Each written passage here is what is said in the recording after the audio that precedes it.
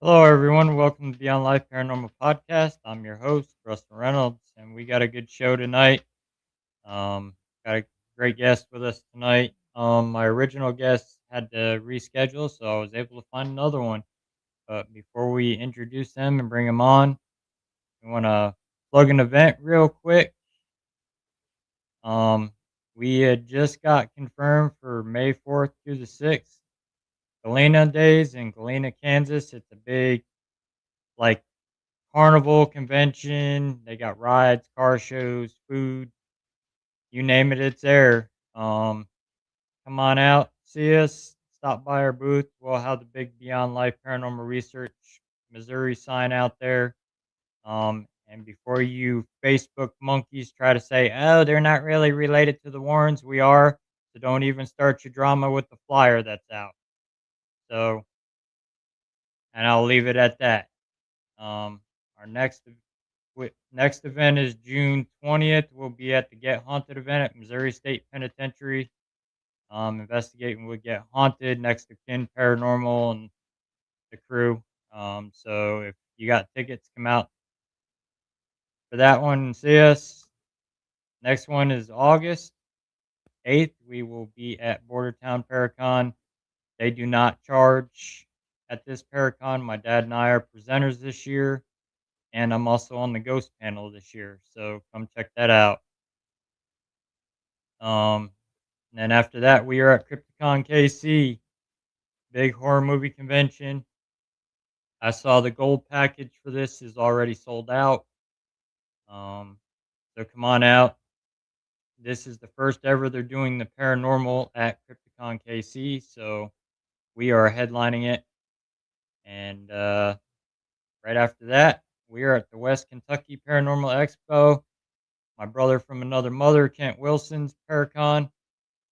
We'll be out there with the Wender Brothers, Aaron G. Thompson from 28 Days Haunted, my good friends Outlaw Paranormal, Jimmy and Jeff. So come on out with that.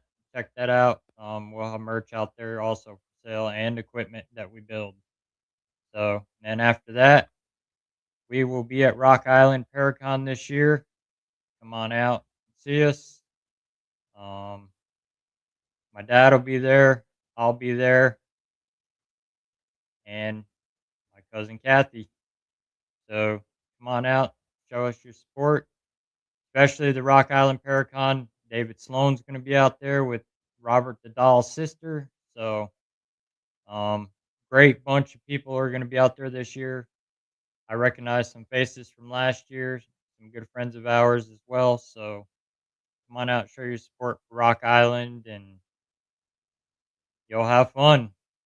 So, without further ado, we're not going to keep our guest backstage. My guest tonight, she is the co-founder of Tennessee Shadow Chasers and also my cousin. So she's here tonight as my guest. She was on the show before when I was part of Supernatural Inc. And she's back again. So you new viewers, you'll get to learn more about my guest and Tennessee Shadow Chasers. And maybe a little bit about the Your Shrine too as well, because they do run the events up there. So without further ado, my cousin, Aaron Hale. Hey, Aaron, welcome to the Hey, show. how are you doing? Good. We got a bunch of people in the chat already saying hello. Hey, Carol. Hey, Gary. Hey, Sandy. Hey, Brilliant. Hi, at the Grub family. Gary says Stanton, Kansas. KT is having a Bigfoot festival on May 30th and the That's 31st. cool. That's cool. And Carol Garcia says hello, Carol. Aaron. Hi, Carol. So, some of my new viewers here that didn't tune into the show when you were on Supernatural Inc. with me, um, Mm-hmm. I guess. Tell them a little bit about yourself and how you got started in this crazy paranormal field that we live in. Wow. Yeah. Erin Hale. I got started. I mean, I've always kind of been attached to the paranormal since I was just a little girl. 3 years old was my first memory in life, my first paranormal experience. And so, but growing up, you really didn't talk much about it because you didn't. Right. It wasn't very talked about back then. And I started working once I figured out you could actually go on investigations. I went on my first one actually at the Thomas House, and my second one was at South Pittsburgh Hospital with a event company, which I worked for. After that, I worked for 12 years. Um, and then once that company dissolved, some of us that worked within that company really wanted to still investigate, so we came together and started investigating together. When That's how the Tennessee Shadow Chasers became who we are. And then it's funny because we've changed along the way, and we did the world's largest ghost hunt in Scott County Jail, actually.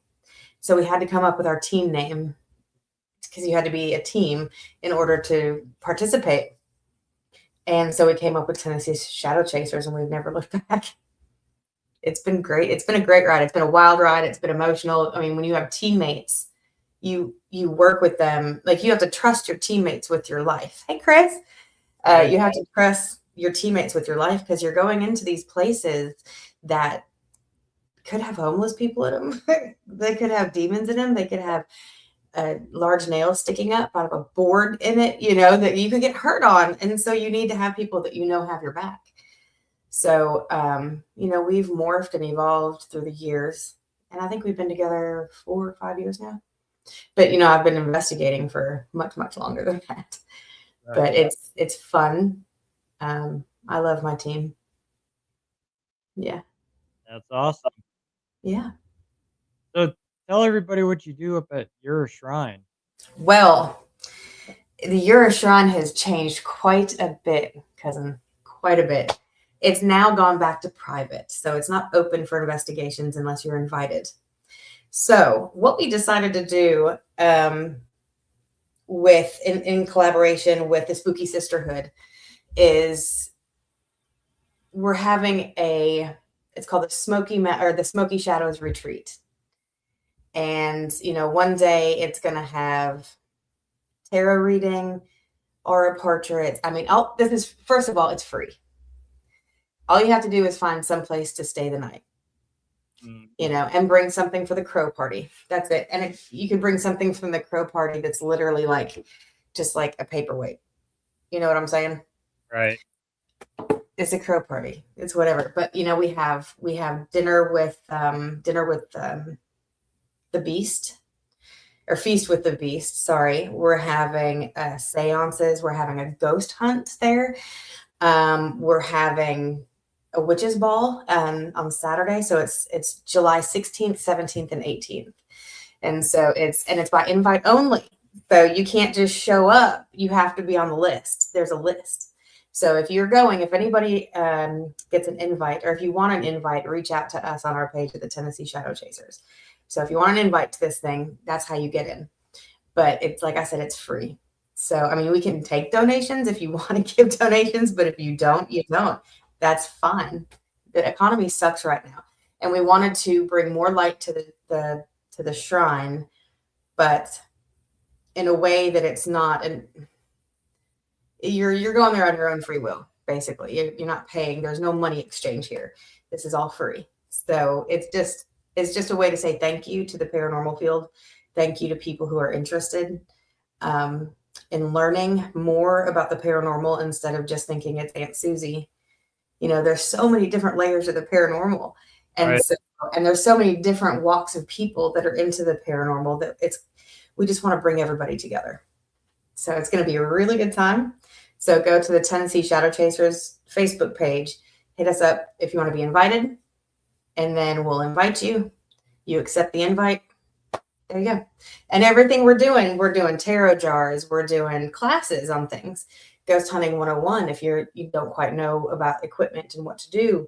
The Wendigo brothers are going to be there teaching a class. Yeah, we have burlesque dancers coming to the witches ball. It's going to be beautiful. It's going to be a great, great time. So July 16th, 17th, and 18th, Thursday, Friday, Saturday. You can attend one night, 2 nights, or 3 nights. It's up to you. Yeah, Oh, that sounds like an awesome event. it's gonna be a time. I'm telling you, it's gonna be a good time. Yeah, there's tarot reading Yeah, classes. we Tarot reading classes. There's tarot jar making classes. I'm doing both of those. You've got past life regression going on. Um, God, there's so much. It's gonna be fun. we'll have to shoot for next year to try it because I know our schedule is so full this year. So, Yeah, yeah. You guys do have a really full schedule, don't you? yep, we're booked. Yeah. My friend Jeanette says, "I don't even know how you have time to sleep. You're so busy." Right. You are. But you always find time for your podcast. You do great. Yeah, I try. Yeah, you do a good job. Yeah, we stay busy nonstop. We even got residential cases we gotta go do. Those are tricky, aren't they? Yeah, And they that's Chris Perry, the Underworld Ministries is going to be there too. That's exactly right. Yeah. So there's a lot of people that are going to be there that you're not going to want to miss. yeah, they're tricky residential cases. They really are. They're rough because some you don't know. I mean, I'm not trying to be mean, but the reality is you don't know if it's something explainable or unexplainable. Right. And when it's something totally explained, we went to a house case once and the woman, God bless her, she was an angel. She really was a good lady.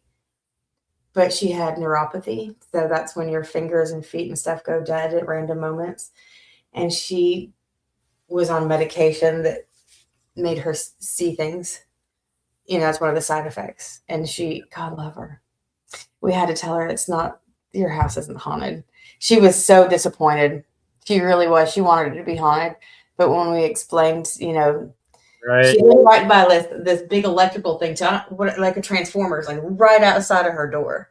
Right. So out of her house. And it was just like, oh, honey, Oh, I bet that was throwing some EMF off. bad, bad, like really, really bad. Yeah. Sounds like a case we worked in Indiana. The lady was on antidepressants and Yeah. swore she kept seeing this little girl appearing in the corner of the room, and she had her kids taken away. She claimed it was Oh, due to no. paranormal activity, and she wanted us to sign paperwork so she could send it to the courts. And I'm like, courts aren't gonna They're not going to hold that valid in court. I mean, they say it, but it's not. laugh at you. Like, what do you got paranormal investigators signing paperwork stating it's paranormal activity while you got your kids taken away? Well, the Right. Right. apartment's just like that case you worked. It was so full of EMF fields. It used to be a factory at one time, converted into an apartment building, and I mean the panel to the apartment is right there in their kitchen, and I mean that thing was for my Mel meter to spike up high EMF readings, and you know it's a high EMF field because those don't Yeah. Yeah. react not like the K2 does, and Right. thing was just spiking off charts. So we left, went to eat, come back. She said she saw the little girl in the corner. So I had a DVR camera pointed right at that corner. Mm-hmm. So I rewound the footage, and there was nothing. Nothing there. It was her medication doing it, and And it'll do that. It'll do that. And you not even realize it until you go through something like that. her boyfriend went through all the electronic smoke detectors, and he yanked every plug on them. So they're throwing off EMF throughout the apartment. And you feel bad because you don't want to go in. Sometimes you go in and you're just like a little skeezed out by some places, you know, you're just like, oh, I don't want to sit down. I really don't want to sit down here. I think I'm going to stay in this entire investigation and not touch anything. And it's not trying to be mean. It's not, but there, you have to find a way to be polite, and you have to find a way because they're inviting you into their home and trying to get help because they truly believe that there's somewhere that's haunted.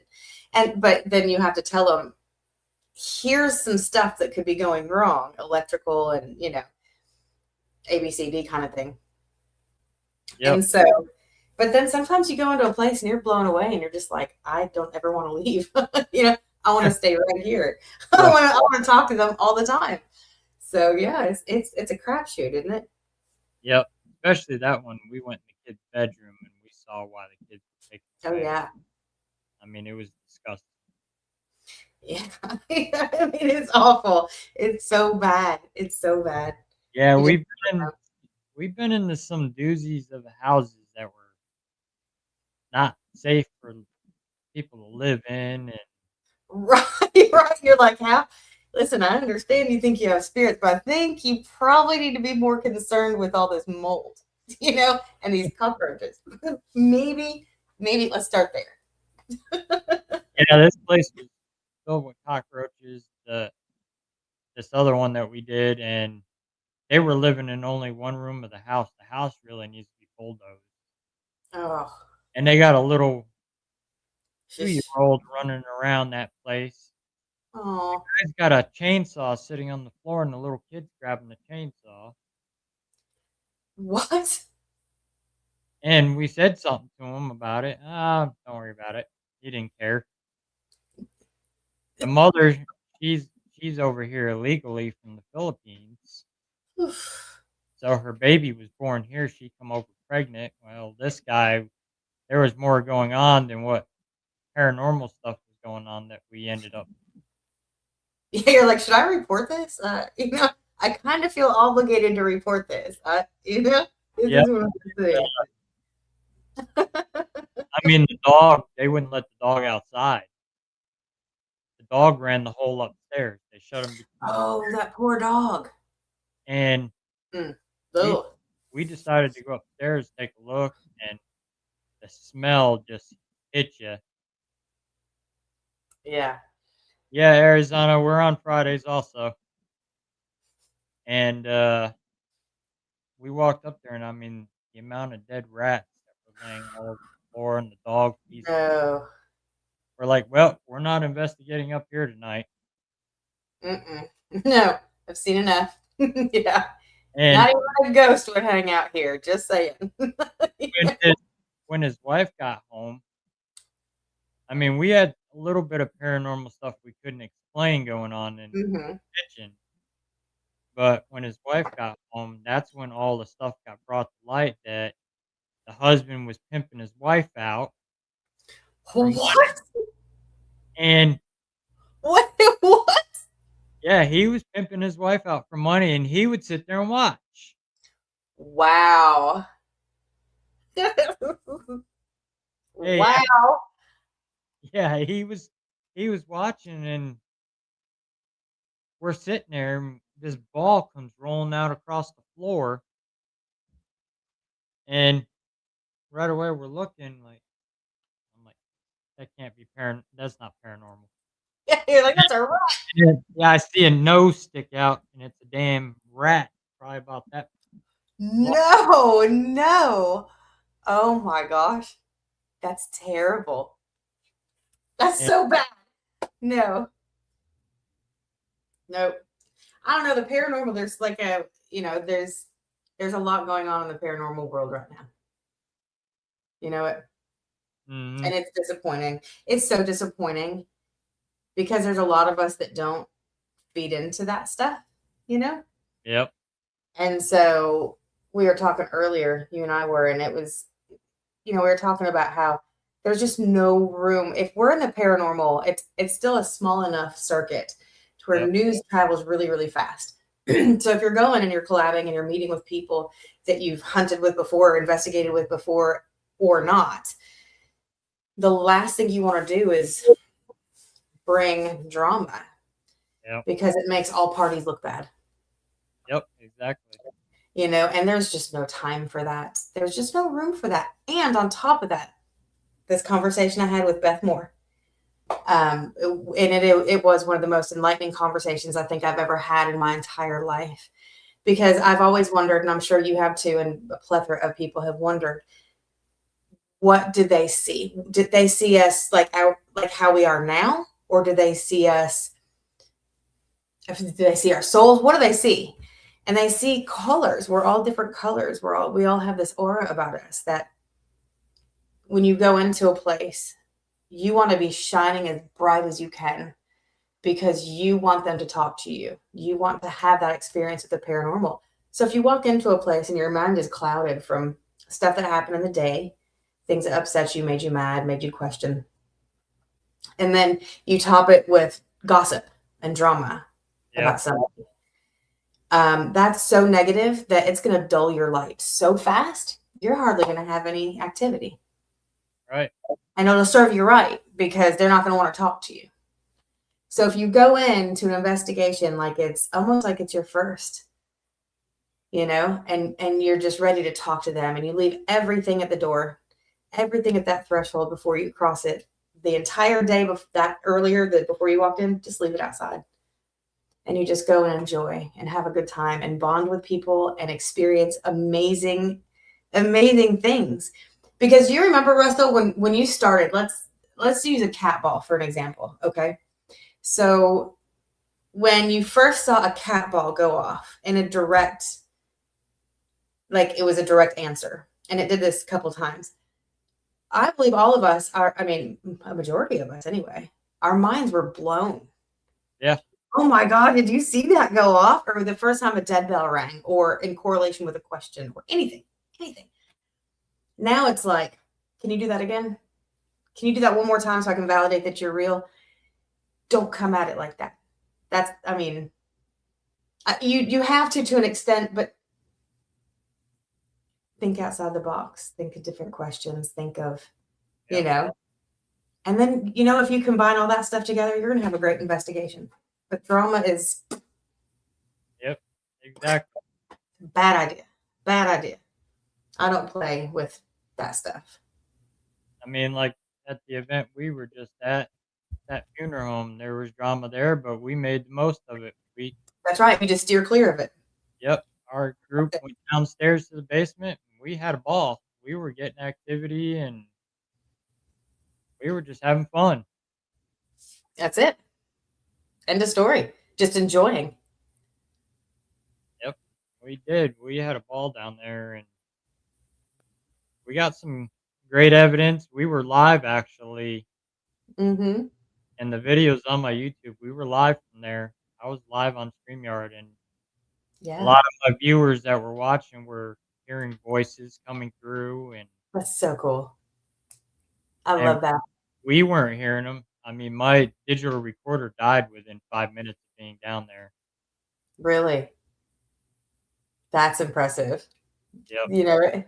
Was it fresh batteries? So you had to put fresh Yeah, batteries in? fresh batteries and everything before we started. Mm-hmm.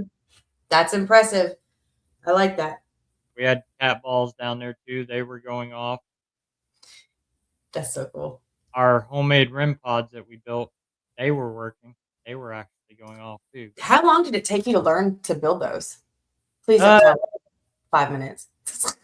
No, you would probably be like, oh, I just looked at it and was like, this is how you put it together. no, it took a little because all them little circuits, they're color coded, so you have to put them in a certain way and solder them. If you don't, it heats the capacitor up. So it took about one trial board, and then That's really good though. we've got it. That's The crazy. cases took a little bit, Yeah, I bet 3D printing and stuff like that, that takes time. the light, the measurements, and all that. Gotta be Yeah. precise. Yeah. But we made coffin ones about that big, and they got little skulls going around the sides. Oh, that's so cool.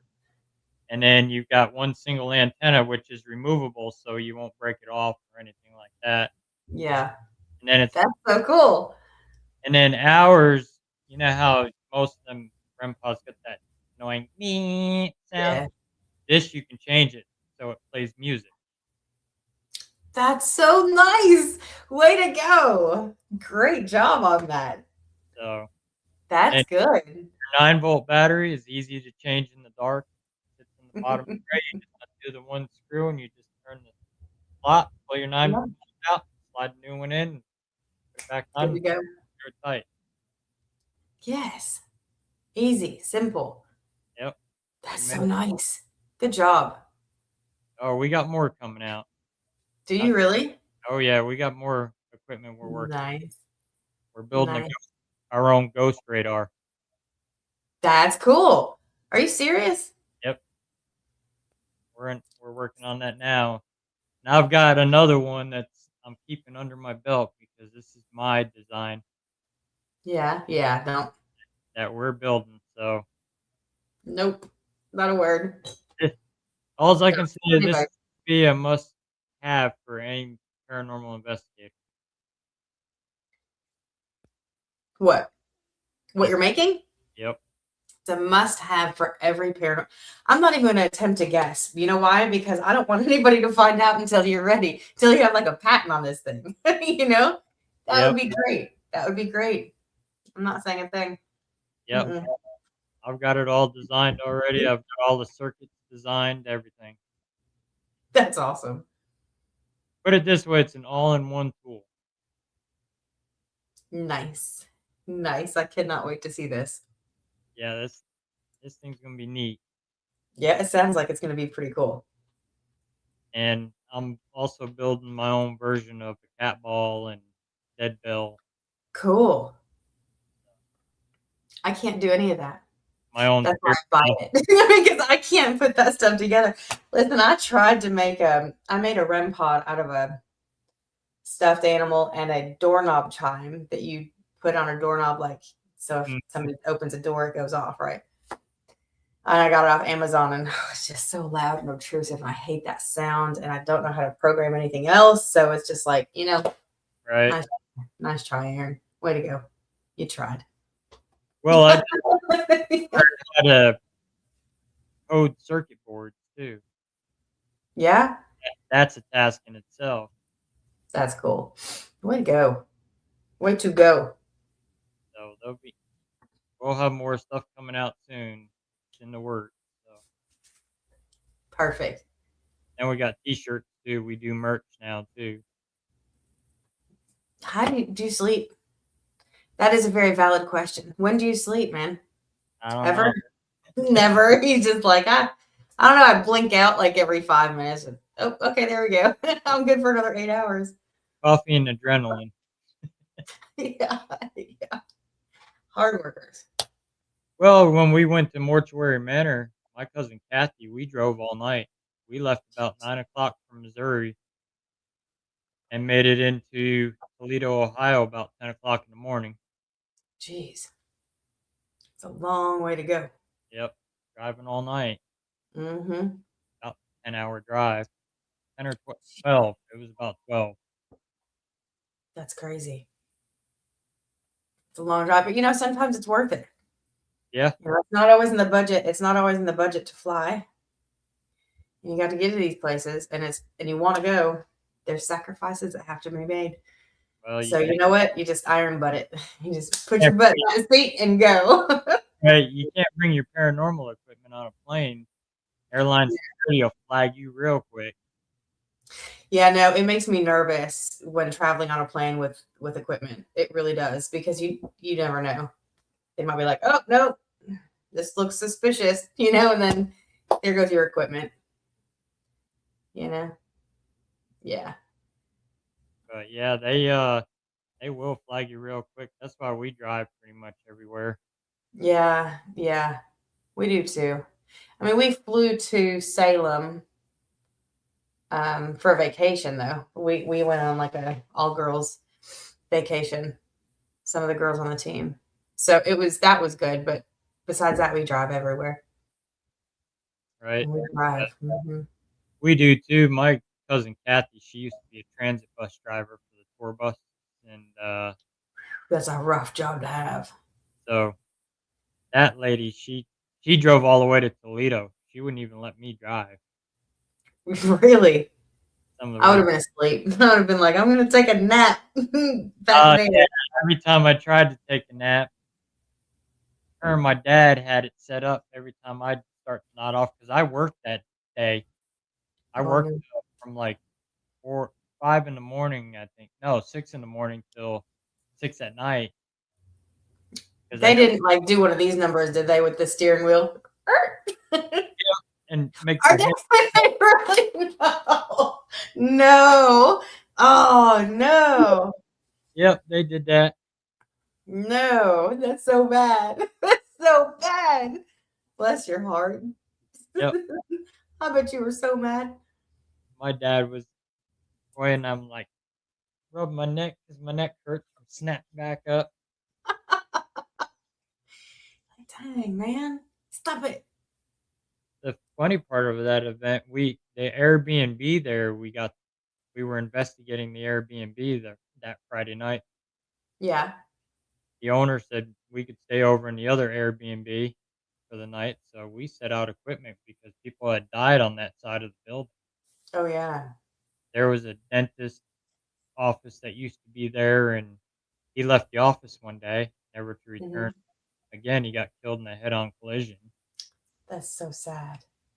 2 people died of suicides there, one hanging and one arsenic. Oof. That's A sad. Civil War soldier died there as well, and then Mr. Ubansky's 7-year-old son died there of leukemia. Jeez. So we were investigating the Airbnb. We had the REM pod set out, and because a nun used to live there as well. Jeez. That's a lot of death. Yeah, even the church across the street seen its share of death too. There was a riot there, and that church was connected to the funeral home at one time, Yeah. and they kicked out the head priest. Guess he was doing some shady type stuff, Catholic priest, and in the Polish district, and so the parishioners all rioted, and there Yeah. 2 of them got shot and killed by police, and then the church got caught on fire, the parish house got caught on fire. Jeez. That's Good, crazy. but so they were doing, like, 5 funerals a day in that place. 5 a day? Yep, God, that's a lot. That's like an unnatural number. You know what? and That's not good. that place there was a team there Friday night that we were there. They were from Michigan, Macomb Paranormal, and, Mhm. I was talking to him, and, I told the one guy, I said, "Put your REM pod Okay. over there on that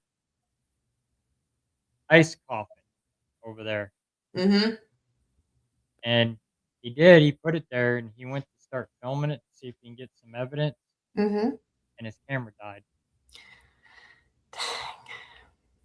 And, Of course it did. Of course it did. I told him, I said, "See, I told you. That's why I told you to put it over there. We got some stuff over there earlier." We got to walk around the whole museum that Friday, after they did the tours. Yeah. Yeah, the Todd, the other owner, he was like, "You're more than welcome to walk around, take pictures. Yeah, man. You wanna That's awesome. play around with your equipment, go right ahead." Yeah. Saturday, he said the same thing before the event started. Corey, the other owner, he's like, "You wanna walk around with equipment, do your thing, go ahead." Okay. Thank you. You're right. Thank you so much. Yes. Yes, I'll do that. He even Yeah. gave me the keys to the building. I had the master keys to every door in the building. Wow. Wow. That's awesome. Don't you love when that happens? Yep, and but Yeah, I like that. I like that a lot. There's a place. Have you ever been to Cabin on 360? no, I haven't been there, but I hear a lot Mm. about it. Yeah, it's in Mechanicsville, Virginia. It's awesome. And this place is like clean. It's clean because there's the cabin and then there's the house. And I can't, her name's Melissa, and I can't think of her last name, but she was this little girl who, she's 12, 13 years old, and she was murdered by her. She was assaulted in a specific manner towards, and then he murdered her because he Oh, was high on something like cocaine or something. And she's really cool. She's there, and there's somebody in the basement as well, but she's really a really fun spirit. I would recommend anybody go to the Cabin on 360. It's great.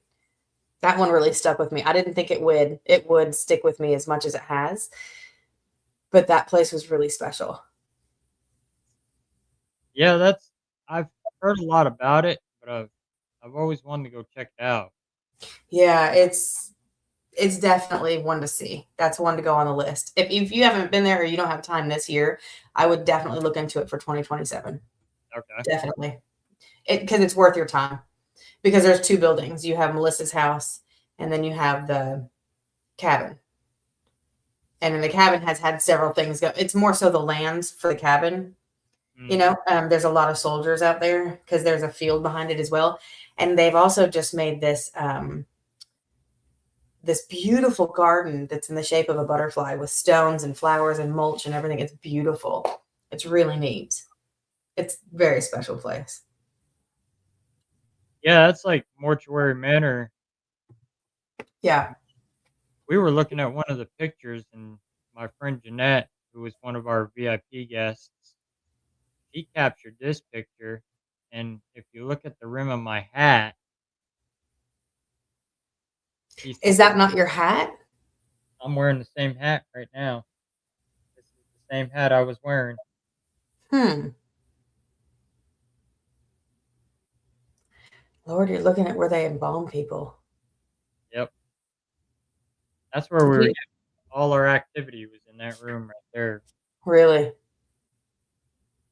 I could only imagine. I grew up in a funeral home. Every other weekend, I stayed at my grandma Hannah's house, and she rented out. She worked for the funeral home, and there was an apartment that she rented in the funeral home.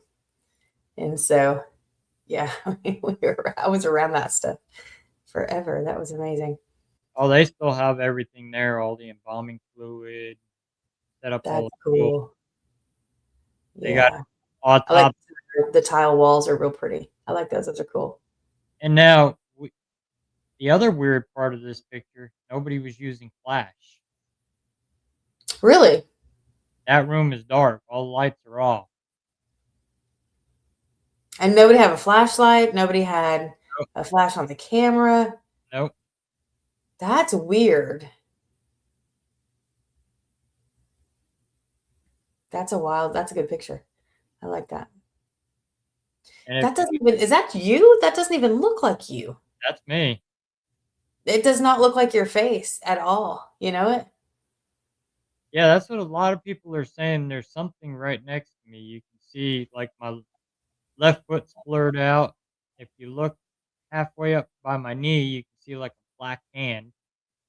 Yeah, it doesn't. I mean, but it's weird because you do not look like yourself at all.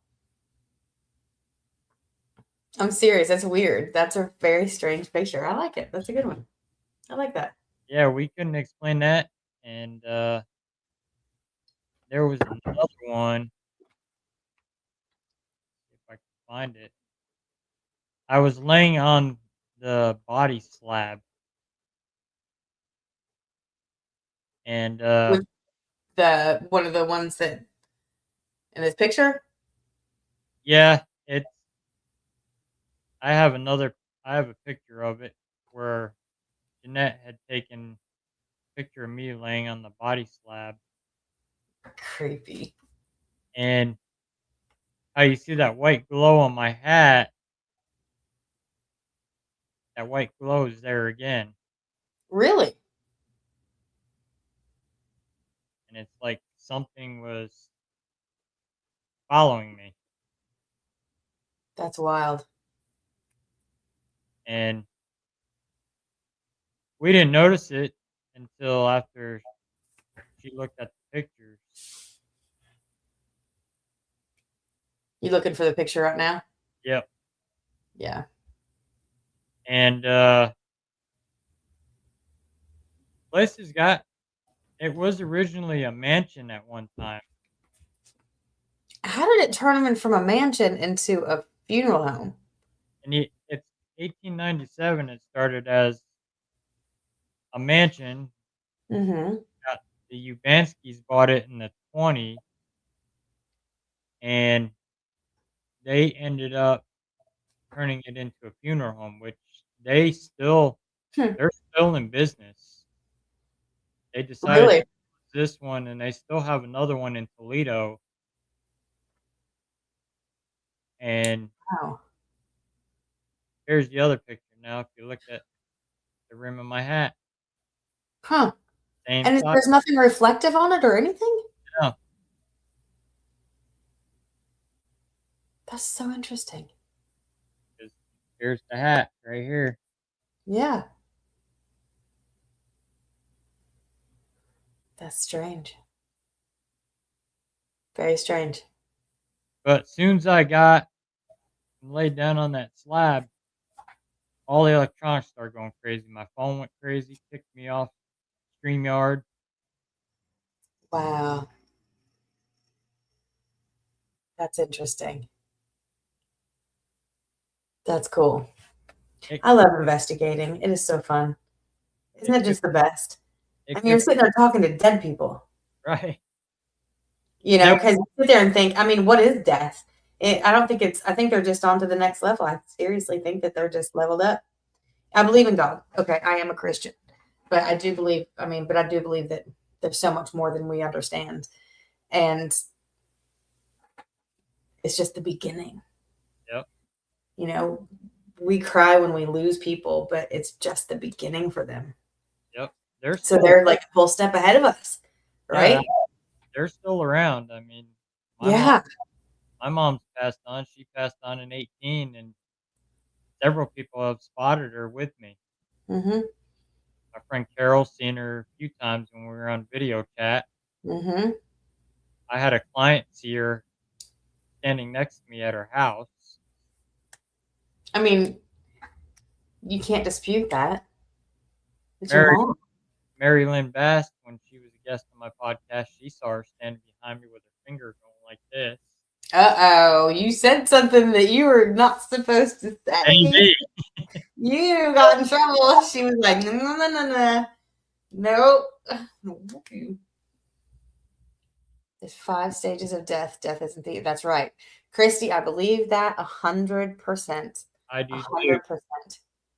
Absolutely. Absolutely. I believe we're even, yep. And I believe in that too, Carol. That's it. Because you can't destroy energy. It just shifts. It just changes.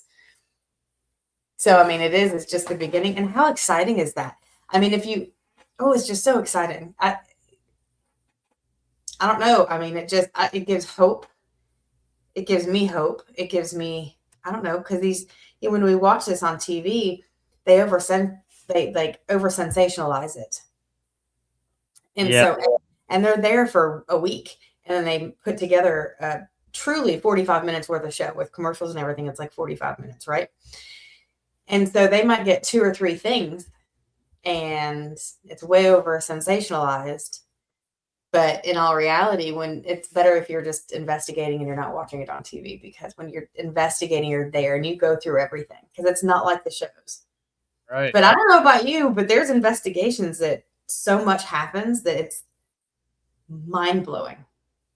Oh yeah, I mean, you could have it all pop at once, and then other Yes, ones you could be sitting there for hours and and nothing. nothing, nothing, just nope. It's crazy. I mean, it's. I think it's important to recognize that there are different stages that you can go through as a paranormal investigator. Because when you first start out, you're super stoked. You're so excited, and you're just like, you know, filming everything and taking pictures of everything and just going over everything over and over and over, and you're just stoked about it. And then you go through the stage where you're like, I just want to enjoy the moment. I just want to live in this moment. And then you go through a stage where you're just kind of like, why the hell am I traveling like this? Spending vacation time, money I don't have. Why am I doing this? This is a waste of my time. Do I really need to do this? And you can get frustrated when nothing happens in several different investigations in a row. That's torture. I mean, there's a lot of experiences that we all go through. Yeah, That's why we really all just need to help each other along because there's so many different aspects. There's so many different techniques. There's no one proper way to investigate. I don't believe there is. And you can learn something from everybody, exactly. so damn it. I wish everybody would just get along. And if you don't like somebody, that's okay. Just don't share the same airspace as them, right? stick to yourself or stick to this group over here or something, and just it doesn't mean you have to trash people or have to talk bad about people. Just Exactly. live and let live. You know, we're all adults here. Brilliant had a question. How do y'all feel about ghost box apps on phones? I'm not an app user. That's just my personal preference. I mean, I've used Necrophonic. Hmm. I've had some good luck with it, and then sometimes I've had others where I question it. Like Yeah. same with the now, like the ITC TV box I use. I was very skeptical on that until we captured the picture of Robert Burdella and was able to confirm it with the Missouri State Penitentiary staff. Really?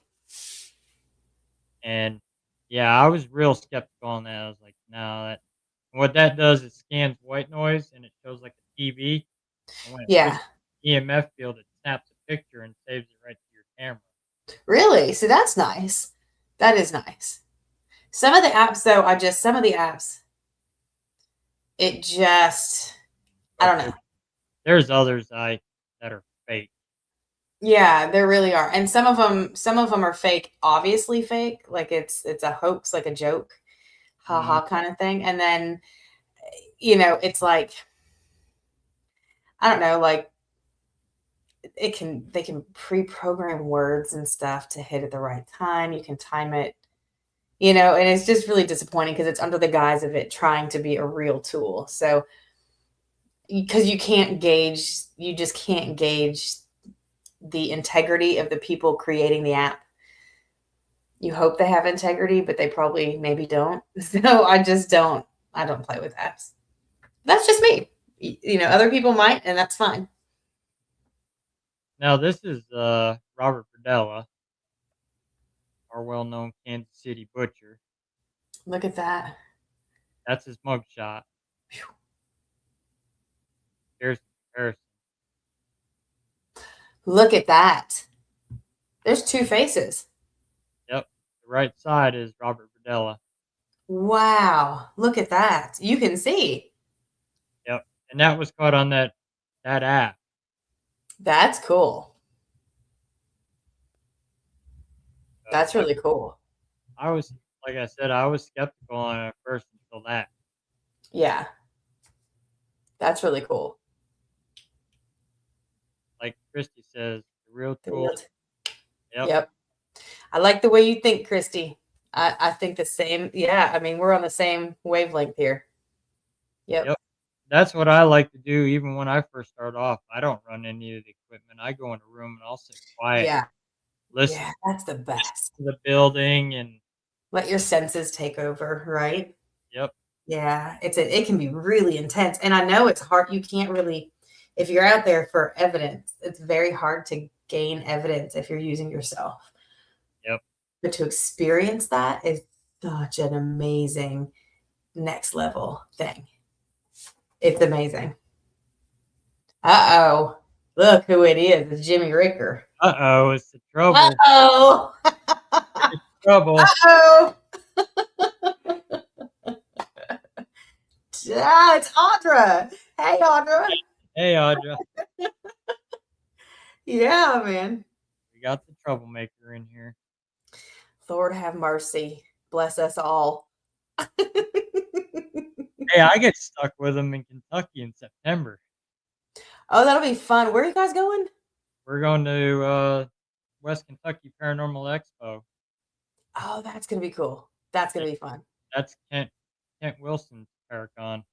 That's cool. Jimmy and I are both speakers out there. Really?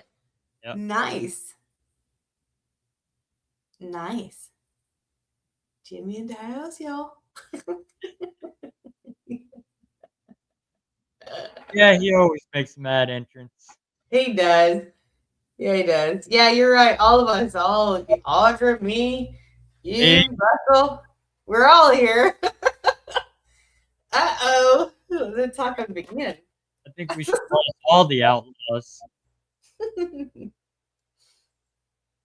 what I've been calling myself this year, the outlaw of the paranormal. Playing by the rules. That's right. Yeah, kind of. Live the outlaw life. Right. Right. Yeah, it is, Audra. That is dangerous. But Yeah. I also had a good teacher too, Rob Dermarest. Do what? I had a good teacher too, Rob Dermarest. Oh, yeah, you did. Yeah, you did. The bad boy of the paranormal. Yep. Yep. That's my Oh, boy. that man speaks his mind and he speaks fluently. Yep. You're not wrong. You ever see him on a podcast? Mm-mm. That man eats podcasters alive. Does he really? Oh yeah, he does. Oh, no. Give me what rules? Exactly, what rules? Mhm. Right. The rules that you're supposed to go by that you don't, Jimmy. It's an outlaw. That's right. It goes with the territory, doesn't it? Gary asks, what is What's next? next on my to-do list? We're going to some good places. We've got Coalfield Manor coming up. Post Town Elementary School coming up. We got the Demon House coming up. The Smoky Shadows Retreat is the top of the list, and I can't express to you all again how much. And there's new people in here, so I really have to express to you guys, if you want to go to the coolest retreat you've ever been to in your life, and it's free because we love people, networking with people, and people having a good time and experiencing new things, and the energy of the Euro Shrine is just untouchable. Oh yeah, we're going to the Euro Shrine tomorrow night. We are actually, but it's untouchable, and so we want everybody to enjoy themselves. The economy sucks right now. It's very hard out there for everybody. So all you have to do is find your way to Bristol and find a hotel. End of story. Everything Thursday, Friday, Saturday, July 16th, 17th, and 18th. It is free. You have to be on the list to be able to get in. So if you want to get into this Smoky Shadows retreat, reach out to us on our Facebook page at the Tennessee Shadow Chasers on Facebook. And then, yes, you're gonna be invited and you're gonna have a great time. So definitely put that word out there. Another demon house. I remember the one from Michigan. Where is it? The Monroe House. It's nicknamed the Demon House, but it's the Monroe House. Oh, the Monroe House. Yep. Where is that at? Indiana? No, I'm gonna have to look this up now. I think that's Indiana. I think it is. Monroe House. Yeah, it's in Indiana. Hartford City, Indiana. Yeah. Or Monroe, Indiana. Yeah. So it's a good place. We've actually got it for 2 nights. Because sometimes you go, and if you go for 1 night, it's not the best, and you have an extra night to kind of be like, all right, let's get this really going. So we're really excited about that. Yeah, Jeanette's been there. The Nickerson Sneed. Yeah, we are doing the Nickerson Sneed before the retreat. That's going to be fun. The Nickerson Sneed house is amazing. Knocked my socks off. I was not expecting this place to be this active. I wasn't expecting it to be anything that it was, but it was intense and it was so cool. But it wasn't like there was no ick feeling, because sometimes you go into places, you have that ick that kind of sticks to you a little bit. This place isn't like that, and it's clean and it's nice and you can stay there.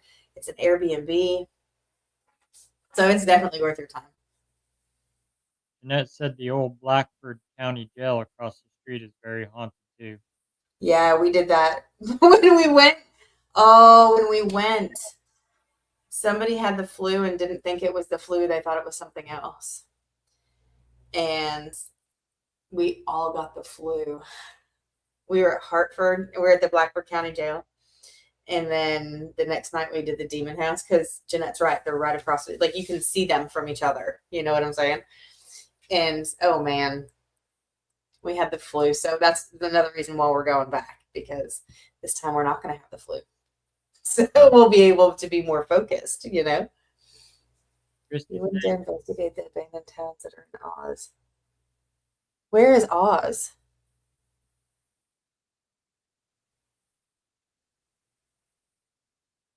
that's saying we wouldn't dare. That's telling us to do it. What? Investigate it. Yeah. I want to know where Oz is.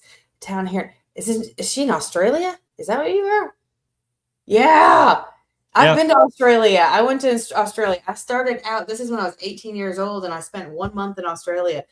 And I traveled from Cairns all the way down to Geelong, Melbourne, and then Geelong.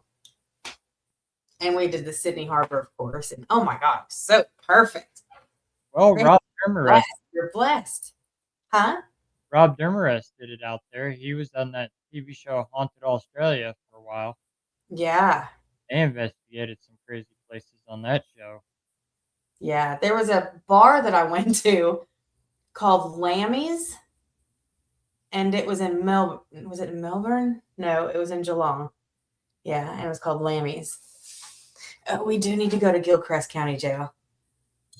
Yeah, I'd like to check that out. I've heard stories of Gilchrist County Jail. I've heard of that place too. Yeah. I'd go to Florida and investigate also. Mm-hmm.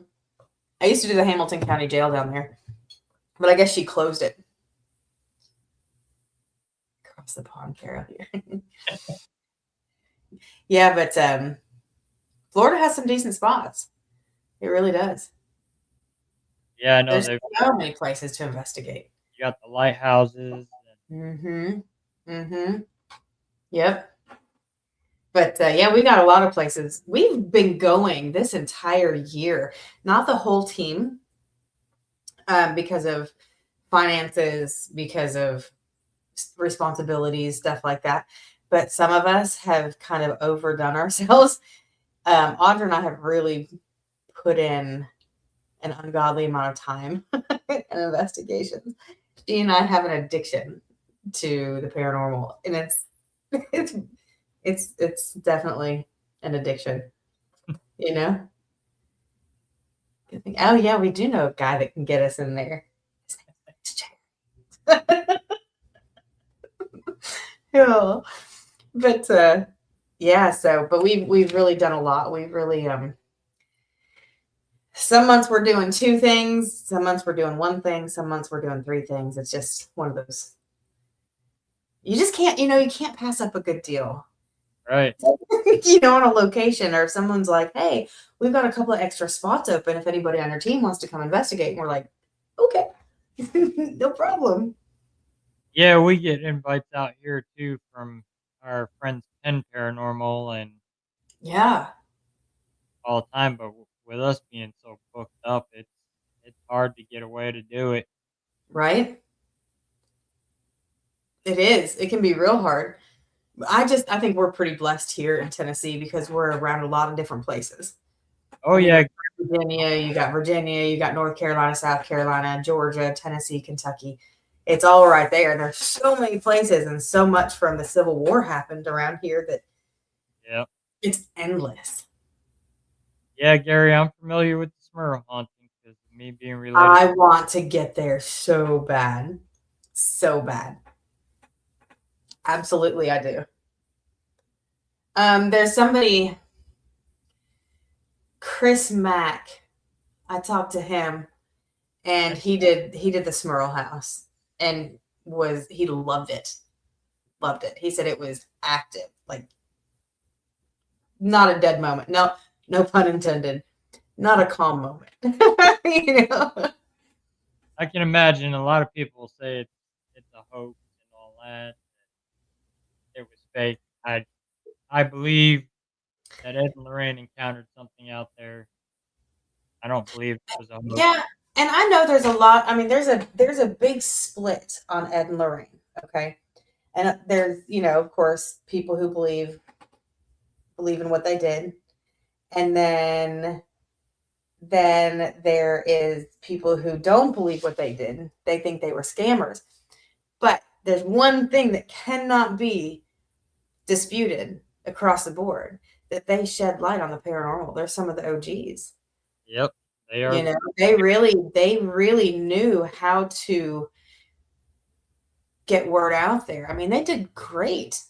And so whether you believe that they were real or not has no bearings on the fact that they shed light onto the paranormal, and they allowed us to do what we do now by bringing it to the forefront of society. That's a huge deal. Yep, So exactly. whether you believe they did it or not doesn't matter. That But doesn't matter. what's funny it is too is the ones that say this stuff never they never knew the warrant. They never investigated with them. They never Mm-hmm. went to the museum.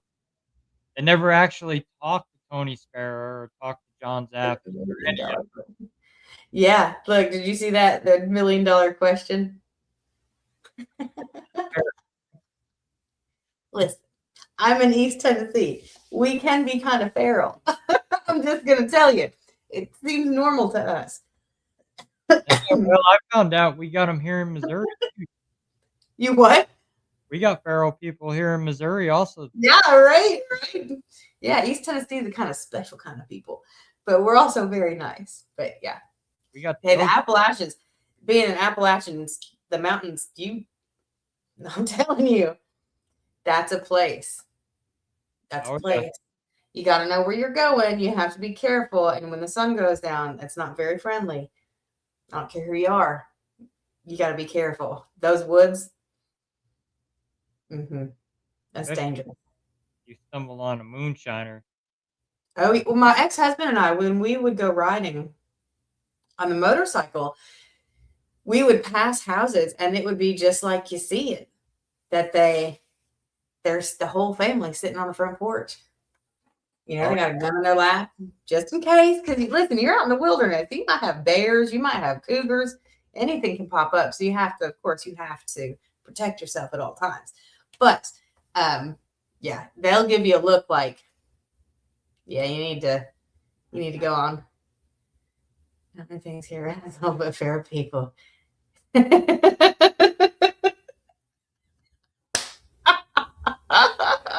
Yes, Shirley and Richie. Yes, Richie. moonshine. He's a moonshiner. I love moonshine. That's the best. I got to try some of his moonshine. Really? Mhm. Was it good? Oh, yeah, it was I'm gonna good. say it's good because he's listening. I'm It was kidding. Buddy Rich is known as the redneck pimp. As the redneck what? Pimp. He's got the whole redneck pimp club, everything. Way to go. That's cool. Yeah. Yeah. He's a Bravo. he's a stand-up comedian for the military. He does a lot of stuff for the veterans and stuff because he's a veteran himself. That's cool. So he does a lot of stand-up comedy shows, and Nice. he doesn't live too far from me. Him and I are pretty good buddies, and Nice. his nephew used to work for me, and him and I became good friends. His brother Dale's the redneck asshole. That's what Dale. Oh, that's great. Great. Moonshiners all year round. Yeah. Yep. They got to keep people like us happy with moonshine. Oh yeah. Yeah, Jimmy. Moonshine's good. It's a great drink. I know you're still watching. Remember, you're supposed to bring me some to Kentucky this September. Don't forget. Yes. Supposed to bring me some of that paranormal moonshine. It's good. Did you try that? Yeah, that moonshine candy is good too. Yeah, he told me he makes moonshine candy. Listen, that stuff's very, very good. It was so cute because we went to the Thomas house and he gave the kids there some moonshine candy and he was like, "Don't get drunk," and of course they start acting like they're drunk, which it's not. I mean, come on, it's in the candy. It's not like yeah. But it was so funny. But it's good candy. It's really good. It's very addictive. Yeah, Audra, that's right. That's it. It's good. Yeah, props where props are due, right? Right? It's good stuff. Yep, I need some more of that. Partner got the moonshine and run around the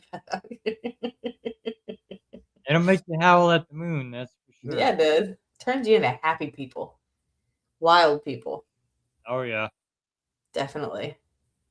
But can you imagine some of them moonshiners back in the Appalachian Mountains in the middle of the night? Some of them crazy stories they got, stuff Oh they hear man, back there.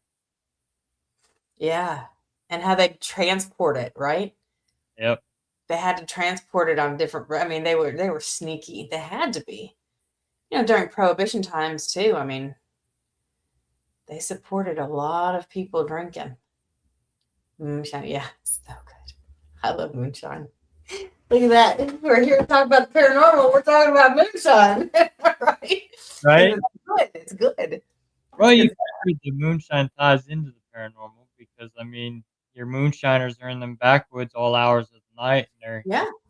Bigfoot and Tennessee Grass Man and Like, Tennessee could you imagine? What if you were like, if you were cooking some shine, you're stealing some shine in the woods at night, and Bigfoot comes, but you can't scream because it's a moonshine still in the woods, Yep, right? You don't want to draw attention to it. And so you gotta, oh, you know, what would you do? right? Right? Could you imagine? I mean, not only that, you got Bigfoot creeping up on your still site, and you're thinking it's law Give enforcement, him a drink. Yeah. It's like, here, take a drink. and you're thinking they're thinking it's law enforcement creeping around, and Yeah. And it's Bigfoot. I yep, tell you what, man, if I ever meet Bigfoot, because I believe in Bigfoot, I do. If I ever meet a Bigfoot, I swear I'm going in for a hug. I know who's probably, I don't know, he may not be friendly. He may be friendly, right? So it's like, why not go in for the hug? If I die, at least I have a great story going out. right, How'd you die? Bigfoot killed me. You know what I mean? Bigfoot ate me for lunch. right. Anyway, I got to touch his fur and give him a hug. Well, back then they were accused of taking babies and eating them Yeah. back in the 1800s. Yeah. What about some of those stories? Some got in the woods and they camp out too close to someone's moonshine. Yeah, right. They never go home. Yeah, they They never. magically either they get a job working for them and they, love their life, or they become a story. Right. I mean, that's like they say them feral people that live up in the hills of the Smoky Mountains.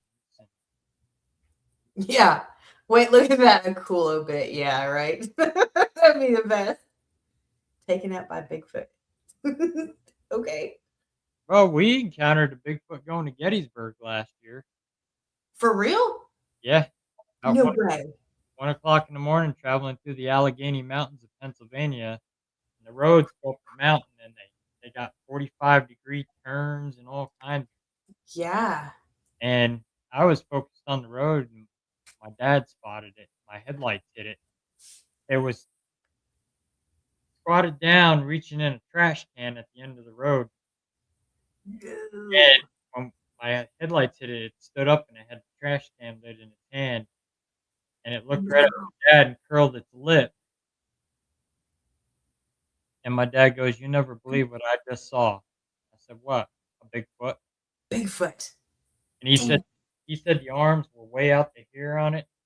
That's so Chest cool. was about that wide, Yeah. That's cool. and he stood probably about 7, 8 foot tall. Yes. And I wanted to turn around and go back. I would look like a toddler. Pick me up. Pick me up. I'll I bring you any trash panda food you want. Just pick me up and give me a hug. I remember one guy went out to some paranormal research in the woods.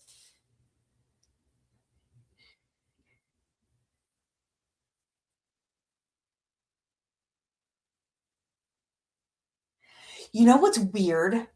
I'm reading that. You know what's weird? We were at, well, I probably shouldn't tell that story. I'm keeping that one to myself. I don't want to talk about our location.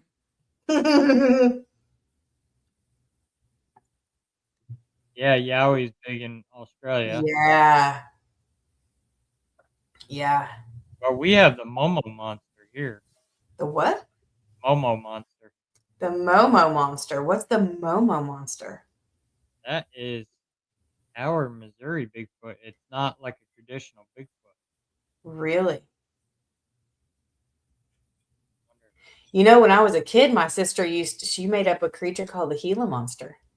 I didn't know it was a real thing. And we lived in Minnesota in the time at this time, and she used to in the wintertime, asshole deep snow, okay? Mhm. And I had one of those nightgowns on, those little polyester like strawberry shortcake nightgowns, right? And she'd boot me outside of the house, and I'd be like beating on the front door to get in, and she would say, "You know, the Gila monster is coming because we live near a creek. Mhm. The Gila monster is coming to get you, Aaron. The Gila monster. The only way that you can save yourself from the Gila monster is if you take this entire bag of flour and you pour it on yourself." And she'd shove it out the door and shut the door and lock the door. It was like a like one of the storm doors, you know. Right. And damn it, I would take it and I would dump that whole thing over me. I'd get in so much trouble. She'd be like, "Mom, Erin took the whole bag of flour and dumped it on herself. She's so weird." Knowing that I thought a monster was coming to get me. Jeez, siblings.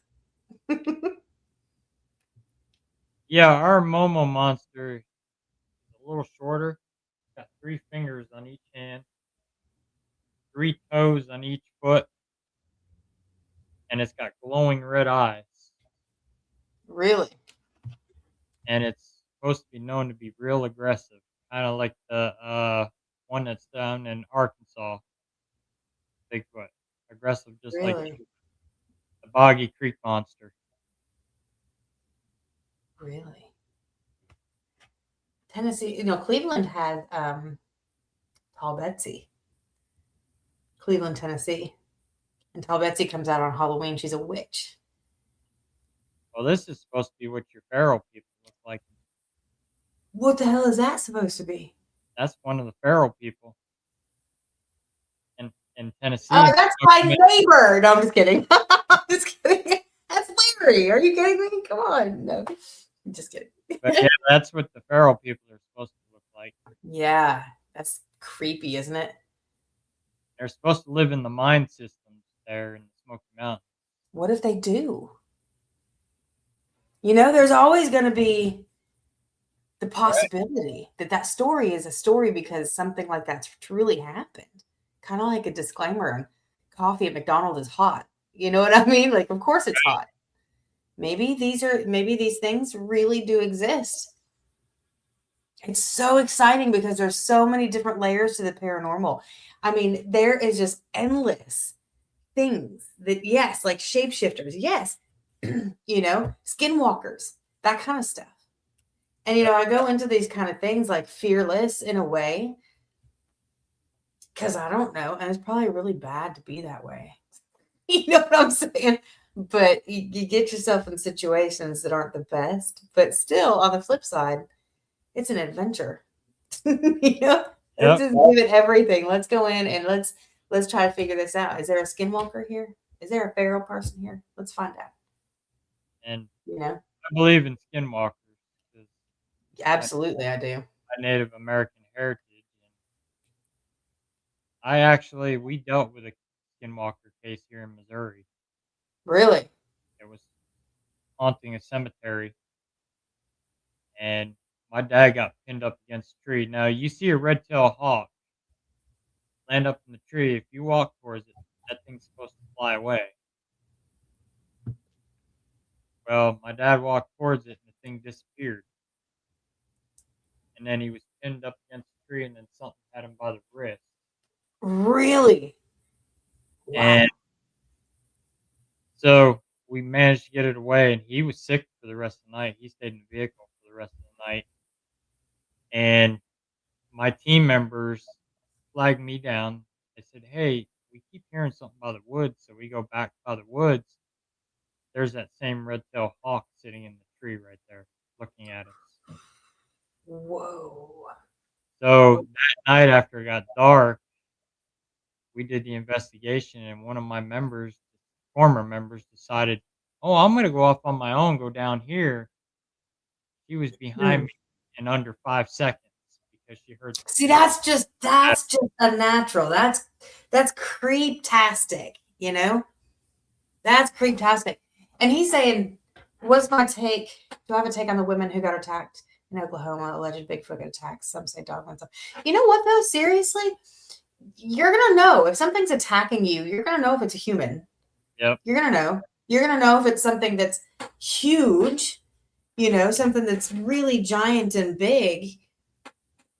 So, I don't know. I really do believe that she could have been attacked by something unnatural. I don't know necessarily if it was Bigfoot, because I don't think I want to.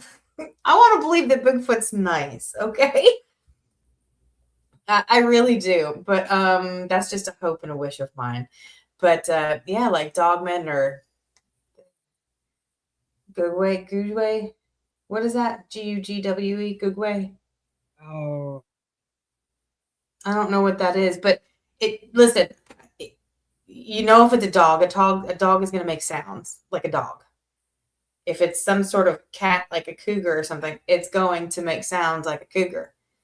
But if it's something big, like Bigfoot, I believe it's a possibility that happened. I really do. Could yeah. she be lying? She could, but I don't believe she is. I believe she's telling the truth.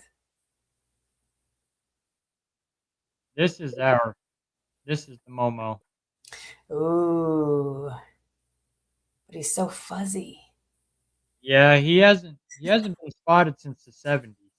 That was the last sighting of it. Wow. Could you imagine if something like that came up to you in the woods? I'd melt. I'd be a puddle. That one you That, wouldn't a Momo like that? Yeah, no. you wouldn't want that one coming up on you. That one No. would tear you apart. Mm-mm. Nope. You'd be That'd be done. terrifying. There was a reporting here, the last one I think was like I wanna say 73 Mm-hmm. here in Gallatin, Missouri. They spotted a Momo. Mm. That was the last they've ever seen that one. Most of it's just been a regular Bigfoot. I saw that comment. That made me laugh. I peed a little. Uh, Well, it's eerie back in the woods. I mean, I've been in the woods since I was 6, oh, hunt yeah. hunting with my dad, and I mean, when them woods just go silent, you don't hear a bird, you don't see a You don't squirrel. hear a cricket. You don't hear anything. Yeah, Not a tree frog. Nothing. chances are you're experiencing something that is not natural, Yeah. and then all of a sudden, the hair standing up on the back of your neck. That's when your body's telling you something is here. Something is very unnatural. Something is paranormal. You know, it's not normal. I can remember we were deer hunting one morning, and it got daylight, and we had game cameras out, and they pinged to my phone. Well, my phone went off and said movement, and I look at the picture, and we're thinking maybe it's deer. Mm-hmm. Big, long, probably about that long, about like that, white mist floating in front of the camera, Oh, beautiful. That's so causing cool. trigger motion, and then when it finally left the camera, it come towards the front of the deer stand where we were at, and we could see it just float right across, and then it just disappeared. Wow. I bet you were just frozen watching this go down. Yeah, we were like, we thought it was What? a bug at first, and then moving weird for fog. She's, I didn't hear about that story but I mean, it could have happened. It could have happened. No, Christy, I would have had to jump out of a tree because we were in a tree stand. Yeah. But But I what don't if it was the three-fingered monster? What was it? A Momo? the Momo monster. Yeah. If the Momo monster was coming at you, what would you do? I try to I'd curl up in a ball and just start praying. Be like, just let it be as painless as possible, please. I try to shoot him or trap him so I can turn them in. Yeah, not me. "Hey, I I found yeah, 'em." they could be like, "You know what? I'm toast. I cannot no. You're gonna just completely snap me in half. No, thank you." It's just "Yep, Twisty, don't me. pet the Momo." Yeah, no. Yeah, right. I do I do the the Harry Holds. Hey, speaking of Harry, that's like the movie Harry and the Hendersons. Yeah, Maybe that's why I want Bigfoot to be so nice. Maybe because I grew up where Harry and the Henderson was a cool movie. Yeah, can I pet that frog? Can I pet that frog? That's a fact. Aw, tell your son happy birthday. That's birthday. great. How old is your son? We'll see. He'll answer. But yeah, so maybe that's why I want him to be nice. Yeah, I did too, Christy. That was a great movie. So yeah, I Well, think that yeah. he is 9. 9, what a great age. He's almost double digits. You're gonna need to get him a walker soon. Yeah,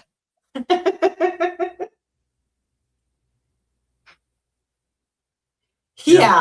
Here, Momo. I don't know if I would wanna challenge the Yeah. Momo. I'd be maybe a regular Bigfoot, but not the Momo or the Boggy Creek monster. Yeah, no, that's like fight or flight comes in. You're gonna fight or you're gonna run. But did you ever see that Boggy Creek monster movie that was kind of based on a true story? No, I don't think I have. It was, 2 brothers and a sister. Their mom passed away of cancer, and she wanted her ashes spread up at Boggy Creek where their cabin was. Mhm. They decided to take this road trip up there.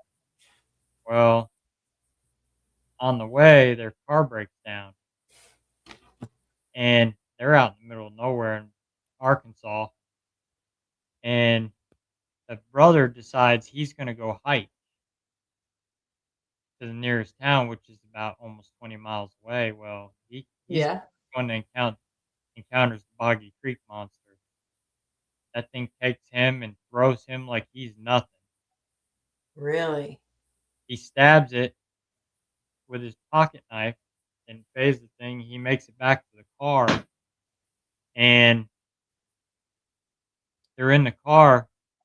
Boggy Creek monster shows up, and that thing flips the whole car over. Dang. They're in an SUV, and that thing picks it right up and flips it right over like it's nothing. Jeez. And then they managed to get behind trees, and it was throwing rocks at them. And the older brother gets it again, and the Boggy Creek monster gets on him, starts beating him on the chest and all kinds of stuff. Jeez. And while you're not in Kentucky, did you hear this possible monster attack? No, I am missing all of this news. What the hell is wrong with me? Where, I mean, I need to catch up on that stuff. That's really cool. That's kind of cool. You Well, know what? like our Missouri Bigfoot researcher Carter was telling me, he leads down in the Mark Twain National Forest, which is down in the Ozarks. He had a group out there, and he had left a game camera out there. Mm-hmm. Well, he went back the next day, and there was all these rocks lined up on a log, and it counted everybody in his party that was with him. No. The doctor that was with him was separate from that group. He was on his own, and he put the separate rock out for that doctor. And the game camera, he got a picture of a hand on there, on his game, Really? Bigfoot hand. That's so cool. I might still have it because he was a guest on the show here. I may still have his pictures that he sent me. And he was That. telling me he's got a client that he works with that does homesteading, Mm-hmm. and they got a juvenile that would come raid the greenhouse, and it would, go in there and indulge himself on all the vegetables, fall Mhm. asleep in there, and they got a picture of its face where it pointed its face at the plastic of the greenhouse to look out and make sure it was free. So he Really? Really? here's his picture.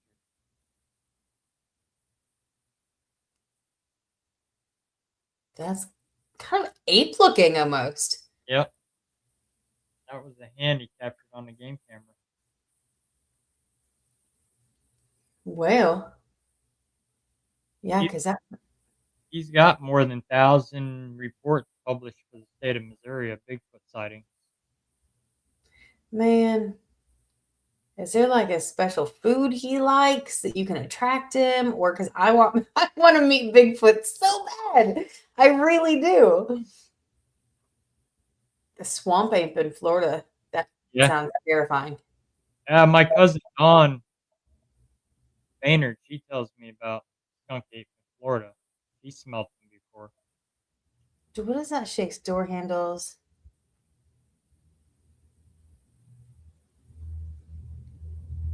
Door handles so because other people so they can't rest. Researchers.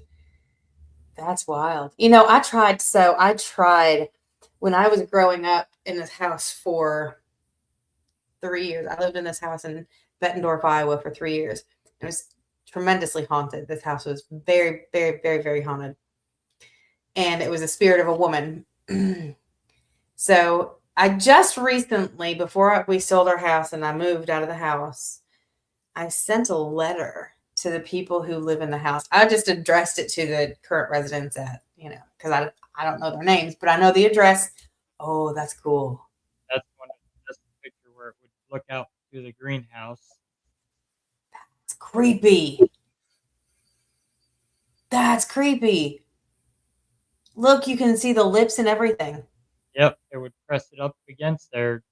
Yeah, that's crazy. I'm supposed to go out on some researching with them. Man, that'd be so cool. And then with red dirt cryptids out of Oklahoma, Mm-hmm. they're wanting to try some paranormal equipment on Bigfoot investigation. That'd be so fun to go. I've never done a Bigfoot investigation, never in my life. And I think that would be so damn fun.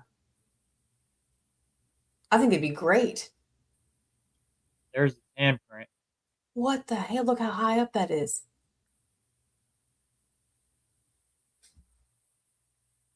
Is that handprint? That's so wild.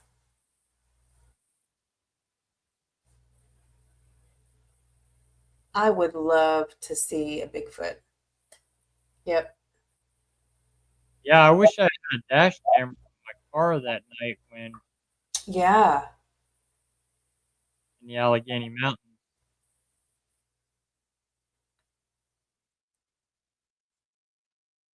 that's really neat. Yeah, that's huge. Like, even if somebody had jumped up there or crawled on something to do that, that would be really hard to get in that kind of shape. I mean, you have to sit there and no, that's look at the size of that thumb. Like that thumb on forehead, he could just go pink. He's got such big hands. Wow, that's really cool. Oh, I lost your sound. I can't hear you, Russell. Oh no. There we go. There you are. Yeah, Yeah, yeah. that's definitely a male Bigfoot. Mm-hmm. Yep. Now he's starting to get reports of Dogman sightings. He Yeah, what now? he's starting to get a lot of Dogman sightings here in Missouri also. That's cool. That's so scary. I mean, but what if I do believe, and I know there's a lot of people who agree that, who's to say that Bigfoot is not his own timeline and he crosses into ours, and that's why they seem so elusive. because they'll blink in and out of our timeline because it might intersect just briefly. Well, So that's a big possibility. Carter said the one that he saw, it was upright on thermal, Mm-hmm. and it started shrinking, and then it shrunk to an orb, and then just vanished. Right. So It could be something that's on another plane or another timeline, and it just, just for a brief moment, we share the same space. and he says also Bigfoot hangs around cemeteries quite a bit I believe that. because the one down in Mark Twain National Forest, now this cemetery sits all the way in the woods. You have to hike to it. Yeah. And the Bigfoot bent the tree over in the shape of a cross. Wow. Wow. That is big. Yeah. I went to a cemetery. Let me look at the name of this cemetery. Now I can't remember, but it's in Indianapolis, Indiana. Does Aaron have her own channel? One of the top researchers. I don't have my own channel. No. I'm not fancy like you guys, okay? I'm just a lonely little me. But there is this cemetery called Crown Hill Memorial, Crown Hill Cemetery in Indianapolis, Indiana. And this is where John Dillinger's grave is, right? John Dillinger is like public enemy number one. That's where this came from. It's from him. His girlfriend ratted him out. He was a gangster. And so, oh yeah, that'd be cool. Gargoyle sightings. But this cemetery is beautiful. Crown Hill is beautiful. I mean, you walk in, or you like drive in, and these huge stone arches are there, like these concrete arches, and that cemetery is beautiful. And they keep the whole thing up. Their landscaping team is immaculate. They do a great job. So if you guys ever go to anywhere near Indianapolis, Indiana, stop at that cemetery. You can spend hours. And yeah. That's like the one in Louisville too. You spend hours in that cemetery as well. That's where Muhammad Ali's buried and Mm-hmm. Colonel Sanders. Yeah. Because you know what we like to do? Our team likes to do something like when we go to an investigation, either the day before or the day after, we like to take some time out and we like to experience something that we would never experience back at home, right? That's local to this area only. And we went to the Golden Palace in Ohio, which is where the Hare Krishnas are. We experienced that whole thing. That was kind of cool. What do they call a type of canine? I don't know what's there.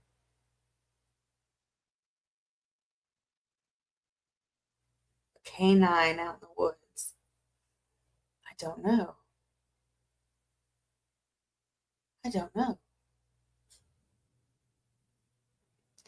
Yeah, so I mean, yeah, so if you go, it's really fun because it's good for the local economy as well. So if there's a haunted location, you can go support something else that helps the haunted location stay open a lot of the times.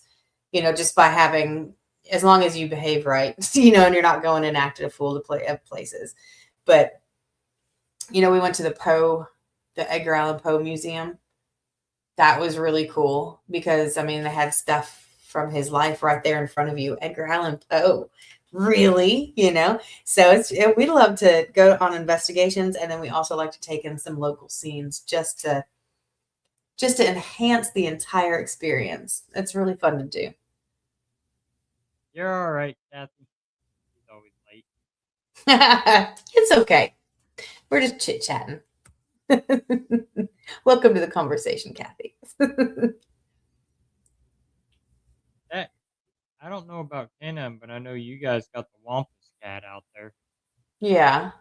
Well, there's oh my gosh, what is it called? The Wyoder. So in Lynchburg, Tennessee, Jack Daniels has this Wyoder festival every year. And a Wyoder is like yeah, it might be that might be what it is because it's like a cat. It's like a giant cat, The Wampa. and it's called the Wyuter. And it's kind of cool. And they have this whole big celebration. And if you're a squire of Jack, my ex-husband's a squire of Jack Daniels. So, you get invited to this thing. You may get to go, you may not. There's limited tickets. But yeah, they have like Wyuter stuff everywhere. It's really cool. But that might be what you're talking about. Yeah, I know that Wampa cat got extra legs, Yeah. and it looks like a mountain lion, but with extra legs. And Yeah, that's wild, isn't it? You know what I think is the scariest thing in the paranormal, though? Seriously, running children's sound of feet. That sound yep, is so scary.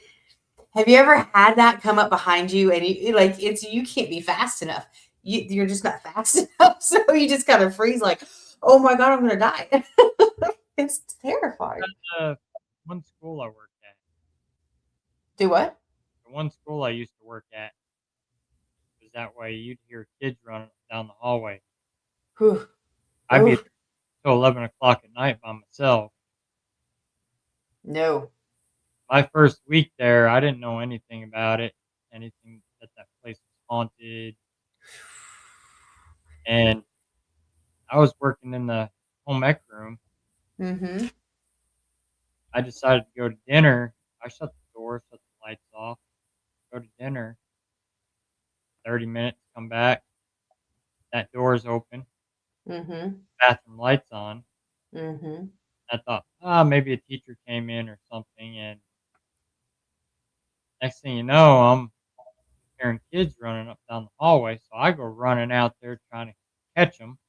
Mm-hmm. And they're not there. Nobody there. They'll be there. Yes. That's terrifying. You I hear went, me? I went to the superintendent the next day. I said, "Are you aware of what's going on in here?" I said, Yeah. "Hearing kids running up down the hallway and there's nobody in here." He goes, "Well, I'm aware of the phantom basketball that bounces in the gym at night." What? And Like, you didn't think to mention that to me before I started this shift alone? he was That would have been good information to have. he says, Thanks, boss man. uh, "Oh, no, I'm losing the custodian." I said, "You're not losing me." I said, "I chase this stuff. Right? I investigated." I said, "It's bad. I gotta go chase it because I'm curious." Right. And he says, "Oh, as long as it's not bothering you," she says, "many people have left here because they can't take that. Being here by themselves and all them sounds." I said, "You mind if I set out cameras at night?" He says, "As long as you're working, I don't care." I Nice. I brought in the woods game cameras, and I'd line them all up in the hallways and in the gym, and Yeah. I captured some crazy evidence out of there. I got a video of a millimeter on the floor, Mhm. pod going off, and then you see this white orb shoot right in front of the camera Really? coming from the millimeter. That's cool. I like that. And then the game cameras, they picked up, and you know how they react to motion. Oh, yeah. This picked up this little girl standing down at the end of the hallway. Are you serious? Yep. Ooh, that happened at Rugby, Tennessee in the Newberry house. They actually had to put a deadbolt on this door in the kitchen because the door kept opening up and they would lock it. You could lock it with like a simple, like Mm, just a passage lock, but it kept opening. Well, my friend Kim had set up a trail cam and the trail cam caught a headless child.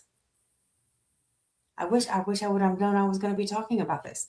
I would have tried to find that picture and send it to you. But it's a very cool picture because it's a child reaching up. It's a little kid reaching up mm, and going to open the doorknob, but there's no head to the kid. Like it didn't materialize its own head. But I also caught in Rugby. See that picture right there? yep. That on the wall is a picture of a child at the door at the Newberry house when there were no children in the house. None. Wow.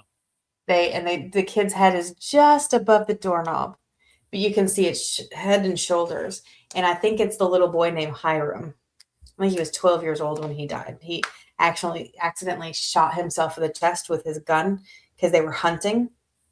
And I think his gun, something happened with his gun and it went off and he shot himself, or his friend shot him or something by accident. He died by accident. So he haunts that place, and Rugby, Tennessee is another one where you guys really need to go experience it, because you can do the schoolhouse, you can do the welcome center, you can do the Kingston Lyles house, you can do the library, and you can do the Uffington house. So you have 5 buildings that you get to investigate in one night. So it's really, really cool. And then you can stay in the Newberry house, and the Newberry house is haunted as well. So you're staying at a haunted location. You're investigating haunted locations. It's like a win-win. Can't lose. Apologies. Aaron is a ghost researcher or paranormal field? I'm just a investigator, but paranormal. I eat, breathe, sleep, dream, watch. I'm a lifer in the paranormal field. Anything I can learn. I love learning about stuff. I do. I love learning. I love researching things. I like different techniques. I like just different ideas of the paranormal world. And it really gets me super excited because it's just bridging a gap of communication between the living and dead. And so the fact that you're sitting there talking to the dead is so exciting to me, because it's just, I don't know. It's just, different religions. I can learn about different religions and different types of hauntings, and anything I can learn about. I just soak that kind of stuff up. I'm addicted to it. Hi, my name is Erin Hale, and I'm a paranormal addict. This is my first time in this meeting. That's me. That's me. It drives everybody around me nuts who's not in the paranormal. They think I'm weird. Yeah, Jeanette, it's the best, isn't it? Because there's so much to learn. Nobody's a professional in the paranormal. Okay, we've been there. We've been around the block several times. We're used to it. We can become jaded, blah, blah, blah. But there's no one answer for the paranormal. And that is also very exciting, because it's such a small subculture still to this day that, everybody's input is so important, and it's so vital. That's why, Russell, I was telling you earlier, there's no place for drama in the paranormal. And like Audra said, nobody's an expert. Nobody's an expert. Just because you have one way of investigating, like I know some people who love to investigate in a very specific style. And that's great. It doesn't make them right or wrong. That makes it their style. My team, we like to laugh and have fun, and we like to kick up some activity by including the spirits and not focusing on only their death. Focus on their life, talk about stuff that they might know about. And so, there is no expert way to do it. And everybody investigates differently, and it's beautiful and it's wonderful. I did that at the Glen house when I investigated with. You went mute. There you go. Yeah, my equipment's crapping out for some reason. See, we're talking about ghosts, and my house is haunted, so they start playing with my equipment. I can go nights and they don't touch it, and other nights they start messing with it. Well, hi, spirits. It's nice to meet you. So, but yeah, I mean, even at the Glen house, like Garrett didn't want to talk to Kent, but as soon as I mentioned about cars, and he loved cars, he was into cars, and I used to race, so as soon as I started talking about that, activity picked up with him. It was a conversation he was familiar with. Yeah. And yes, Carol. Oh, that's so important. Thinking outside of the box. If you're in a prison, you're not going to be like, how are you doing today? Is everything okay? You're going to be like, what's up, man? Talk to him like just talk to him. When in Rome, right? And you think of Right. different questions. Think of different questions. Put yourself in the mind of the haunting. I'm an expert when it comes to terrible. He knows Probably, enough not to be around them. Yes. yeah, they probably eat me because they're cannibals. He also asked, what was my first exposure to the paranormal genre? My first experience. my Yeah, right. My first experience at 3, because there was this woman who haunted our house, and she liked me. And so she'd come into my bedroom every night and she would rub my shoulders. And I thought it was my mom because we weren't allowed to have night lights. Hmm. So I thought it was my mom. And the only way that I could get her to stop, because it would start irritating me, was if I crawled under my bed and I slept under my bed. So yes, I was the weird kid who slept under her bed. I wasn't afraid of what was under there because it was me. you know? Yeah. Yeah, that was my first exposure to the paranormal. And sometimes I wonder if she's the one that, I don't know, like, because of the connection I had with her, is Right. she the reason I can see spirits? Is she the reason I can hear them? Or that they'll show me things? Because what I do is like they just show me snapshots of pictures. It's not like I can give you lotto numbers. That's not how it is. And I'm no special than anybody else. Everybody has abilities. But yeah. Not true. They jump the gun on that straitjacket sometimes, buddy. Sometimes they're a little too quick on the draw. Well, you should have saw the comment he put in my chat when I was live from Mortuary Manor. Oh, Yeah, you're scaring the little children. And I said, you know I am. I'm Nightmare Before Christmas. that's right. Russell, scaring the kids. Come on.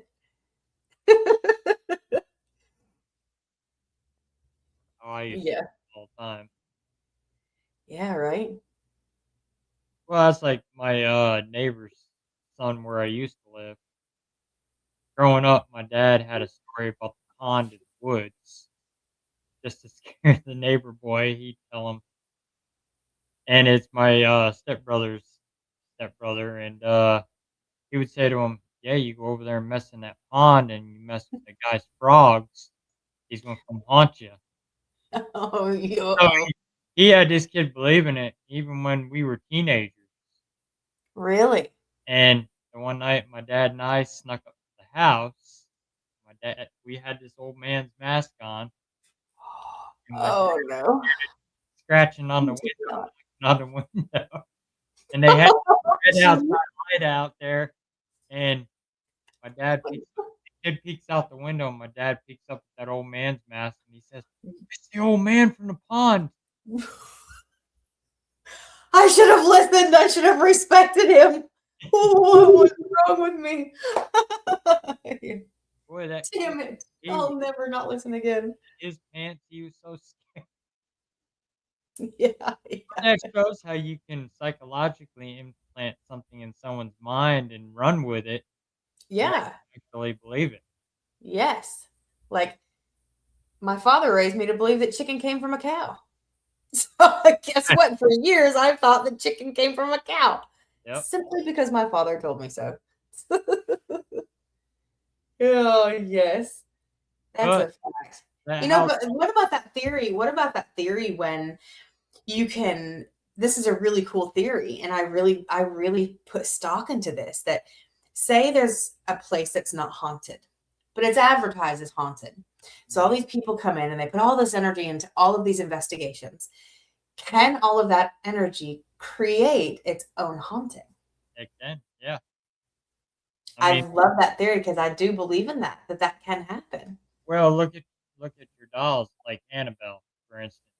Yeah, Energy was manifested in Annabelle, and Annabelle became a demonic energy now. right. Right. So even I mean that could happen anywhere. Yep. And that's a really cool theory. I mean, because it becomes something that it never was. It never is, it never was, it's never existed. Exactly. And then all of a sudden it does because of energy. And then you've What got the you're advertising it as a haunted location that wasn't haunted, and then you've got these teams going in there doing their spirit communication stuff, whether it's Yeah. Ouija boards, seances, spirit boxes. So you're inviting them spirits to come in. If you don't properly close it out, you brought that spirit and you just created that haunting. Yes, you did. Yeah, there's a lot of responsibility. There's a lot of responsibility when doing stuff. You have to know. I mean, and it's kind of one of those things you learn along the way, you know. Yes, ultra dimensional. Yes. Look, you'll have to stop now, he says. That's so I funny. told you I'm the nightmare before Christmas. That's right. Yeah, it does. It becomes its own entity that never was. It was just created by energy. Yep. You walk into someone's house, an alternate reality. Yeah. Yeah, it's the truth. I mean, walls hold energy. Wood holds energy. It absorbs it. Right. Yeah. Or yes, yes. Yes. There's so many different amazing theories out there. And when you think about it, when you truly sit down and think about them, you can go, this has some validity behind it. This could actually be something. So they could be onto something here, Right. you know? And that's even why your demonic is rare too. I mean, Hmm. Yeah, but when you run into a demon, at least I, have a totally different head to toe reaction to something demonic as opposed to a yep. human or elemental or something like that. And it's just not a good feeling. It hurts. Like it hurts, physically hurts my body. Hmm. And that's when I know. That's when I know I'm like, oh, I wasn't ready for this. I didn't think this was going to be going on. Yeah, poltergeist. Poltergeist, that's right, Carol, because there are kids, by the way, who are going through puberty and things of that nature, and they cause a poltergeist. It's And nothing at all except for energy from the kid. even an adult can create a Yeah. poltergeist. Mm-hmm. Jeanette, I guess, yeah. Mine is in my back of my shoulders. So something bad, something evil, like a true evil, is around my shoulders and my shoulder blades. It feels like someone's taken a baseball bat to it and they're just hitting it over and over and over and over. Now, It's rough. me, it feels like someone took their fist and drove it right here. Yeah. Isn't And then, that wild how our bodies can do that? and How then we've all been gifted with that. pressure on my chest. And Yes. Yeah. I mean, it's really cool how the human body is able to pick up on that. And you can it's palpable. It's amazing to me. I mean, that's like how Lorraine Warren says it takes a little piece out of you each time. It does when you deal with something dark like that. Yeah, it does. It marks you a little. That's what I call like you get marked. I Oh, have been marked before like that. And man, you can find some sticky ones that stick with you for a long time. I had one that stuck with me for a very long time. I'm definitely marked.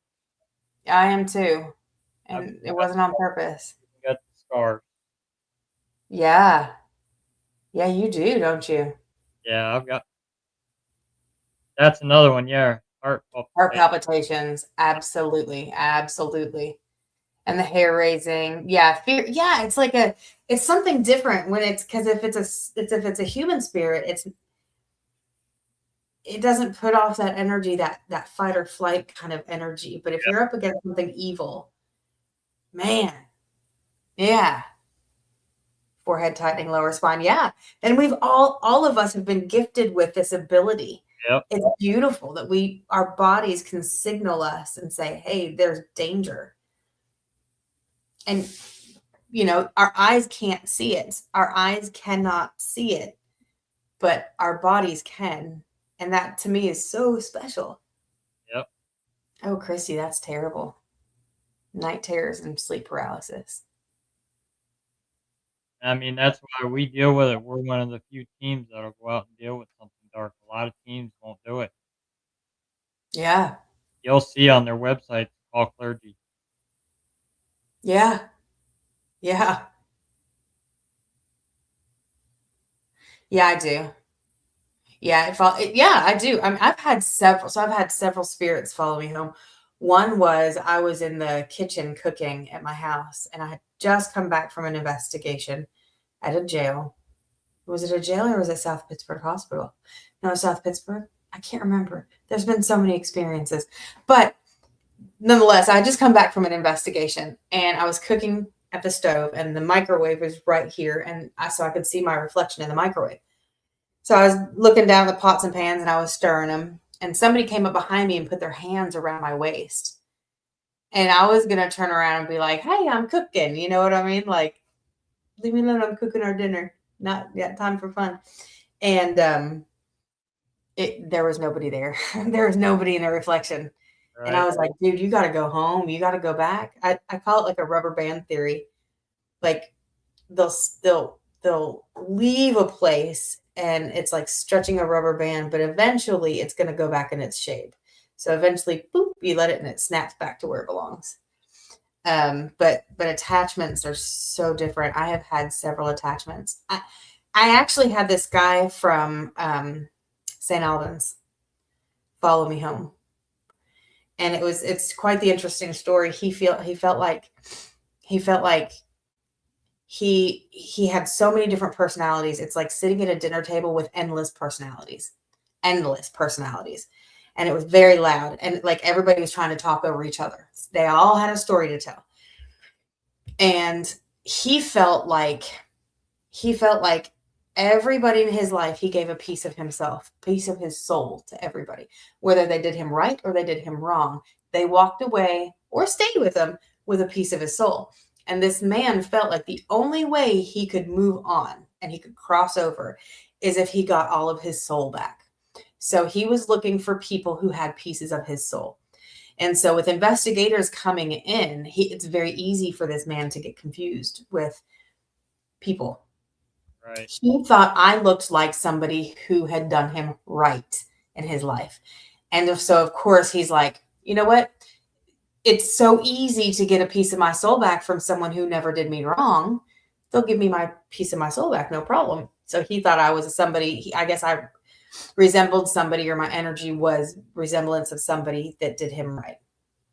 So he came home with me, and it was the most torture I think I've ever been in, because it was so hard to think for myself, because it felt like he was in my head and he was showing me just gruesome stuff, some gross stuff, and it was strange. Well, then I was like, I'm gonna have to meditate and take this guy on this ethereal walk back to St. Albans, right? I'm going to have to do this. Well, instead, he actually took me on the walk, and I woke up and I cried. I was crying when I woke up, because he took me on this walk and he explained the whole thing to me, why he did what he did, why he came home with me. And he was very apologetic. He said, I now know that you are not the person I thought you were. I'm so sorry for invading your space. I'm just going to go back. So we walked, and then all of a sudden we're at the front doors of St. Albans. He turns and he goes on inside. It was so sad, because all he wants to do is cross over, but he can't, because he has a belief system that he's banking, like he can't move forward without his entire soul intact. It was really sad. So that one got me. But it was, damn, that was rough. Wow.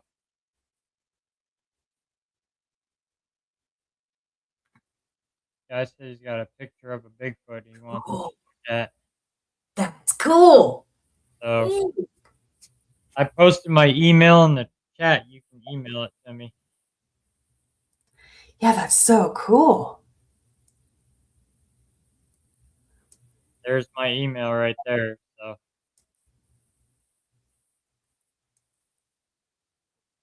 Gosh, can you believe we've been on here for 2 hours? yeah, Wow. That went really fast. Yeah, we still got quite a few people watching still too. Hang on. Yeah. This has been fun. But yeah, I mean, this field is interesting. All right, Yeah. Tyler, awesome. Yeah, I'll check it out. Yeah, that'd be cool to see. Gosh, I want I'll to see I'll Bigfoot so check bad. it out for you and see what it looks like. And we all got connections to Bigfoot researchers too. So That's neat. Yeah. In Massachusetts. Worcester, Massachusetts, USA. Yeah, they're prominent in New England. I mean, I grew up in New England, so Mm-hmm. I hear stories of the Bigfoot, and we got the Catskill which a place where my dad used to build houses at. I remember going fishing there as a kid, and Mm-hmm. 2 stones right here in the lake, which is the witch's eyes. Mm-hmm. Great spirit turned her to stone. Whoa. I love stuff like that. Wrong. Wrong. I think Bigfoot's every like it's not like one Bigfoot. It's like there's Bigfoot, plural, big feet. Bigfoot tises. And But I think they can be everywhere. I mean, just like squirrels, you know? That's a great tune. yeah, city slickers, yeah. I know. Like I said, Lame. I grew up in New England. And everybody hears New York, they think New York City. They don't realize there's actually rural country areas in New York. Yeah. Yeah. I said, go meet some of my mom's cousins over there. Some of them are hillbillies. I mean, they got beards down to here. Yeah, man. That shows patience and dedication when they have a big old long beard like that, okay? It's a fact. Those boys are true rednecks. Yes. Rednecks are good. Rednecks are great. They're the best people you're ever going to meet. I hung around with them too much, so I got the same attitude they got. Right? Right. Well, my old boss used to call me my nickname, New York Hillbilly. New York hillbilly. Because I'm going to call you that from here on out. I'll be like, I know this New York hillbilly. he His said name's Russell Reynolds. He's a pretty cool cat, man. You got to meet him sometime. he always called me that. He says he's a hillbilly from New York. That's so funny. Yeah, the city mindset. I can't do the city life. I can't I do city can't life. even. I can't. I'm not a city girl. We got Kansas City here, and I hate it. Chattanooga, Tennessee is too city for me, okay? I mean, Cleveland's pushing it, but I'm not a city girl. Definitely not. Hey Tyler, just mention New York Yankees up there in Massachusetts to see what happens. Are you trying to get him hurt? I worked at the one Yeah. golf course in New York, and we had 2 kids that were going to college up in Massachusetts, and they're Yankees fans, and they were bringing all their Yankee stuff up there and hanging it up in their dorm room when they're all Boston fans up there. Oh. Where are you in Australia? Are you central, Christy, or are you on the East Coast? Yeah, the woods, man. Investigating outside, at Lake Shawnee, because I've never really investigated for cryptids, and I'd really like to try it sometime because I know investigating outside is a whole nother ball game. Did you ever do that trifecta? The trifecta. Yeah, it's paranormal, UFOs, and Bigfoot. See, that's perfect. It's That's in Kentucky. perfect. It's in Kentucky. The Pax Squatch Man. That'd be cool. Yeah, Haunted all puts it on every year. Because investigating outside, like I said, it's on a whole nother level. And I know that, because even Lake Shawnee, that place is awesome, but it's all outside. and of course you acclimate to things, certain sounds like tree frogs and whatnot, and you acclimate to it all, and then suddenly, you know, very, very rural. Okay. Okay. But yeah, they do it at Fort Duffield, and that's owned by That's cool. Denise and Ernie Pack of Pac-Man Paranormal, and they do the trifecta out there. Get Haunted hosts that event, and so you get best of all three. You get the paranormal, Mhm. you get Bigfoot, and UFO. That'd be really cool to do. That'd be really cool to do. You do it like all at the same time, or do you focus like, do you Yeah, do one? they break it into sections. So you'll do the paranormal for a while, and then you'll go out with Squatch Man. That's great. Squatch Man, he gets them going. I had Squatch Man on the show. Yeah. I actually got to meet him in person last year at Rock Island, God, that's cool. and they were actually getting ready to do. They had like a bonfire of squatches, That sounds really fun. and Greg Squatchman, he was headed out to get. He doesn't call them Sasquatch or Bigfoot. He calls them forest people. Okay, That's his. that's cool. That's his name for him. And I can't do humans. Me either. Me either. and he goes out there and he does something and he gets them going. They respond to him. He lives in the woods in Mississippi. You know why? Because he's probably built a relationship of some sort with them. Yep. Just from being around so much. I mean, they acclimate to you, I'm sure. I got to see That's some neat. of his evidence he had. He had it out on the table at Rock Island, and he had castings, fur, all kinds of stuff with Bigfoot. That's that's what I'm talking about, man. I'd love to do that. That sounds fun. 'Cause The he trifecta. he's like, "Anytime you wanna come out, let me know." Yeah, man. Yes. You need to And you need when he to did his podcast, he was doing it from the woods. Are you serious? Yeah, he was out in the woods. He kept having service problems, Well, I mean, yeah. but he was doing it right there from the woods, That is what I'm talking about. and they live right on his property. I like that. He's he took over, I think he said he's got his family farm, which is over 400 and some acres, and they live on he's Then got why not? Yeah, why not, right? said it's good Bigfoot habitat. I like that idea. That's a great idea. You need to take advantage of that idea and you need to go. That's what Yeah, you need to do. trying to get Carter too to go out on another one because 'cause I'm supposed to go with him. I wanna bring my SLS camera out there. That Oh, that'd be cool to that'd be see what it would catch. put on that. That'd be cool. Because just because you're out there looking for Bigfoot doesn't mean that you're not going to run into a spirit, Yep, and you know? mine's heavily modified. It doesn't map out tables and chairs like most of them Nice.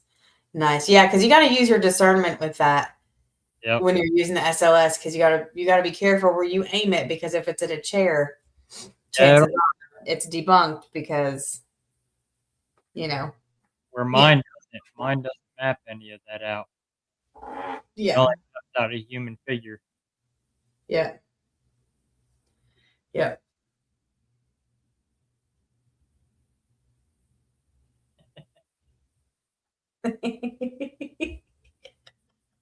So, Yeah, that's what it is. We're going for the 5 hour one. Yep. We're making it. yeah, we're only 3 hours short. Yeah, right. Hey, it's been great. We've been doing it for 2 hours and 16 minutes. It's a new record for me. That's pretty No, damn good. there was that deep, uh, fried podcast that I was on with Len Dorman. That thing went 4 hours. Woo! Must have been a good one.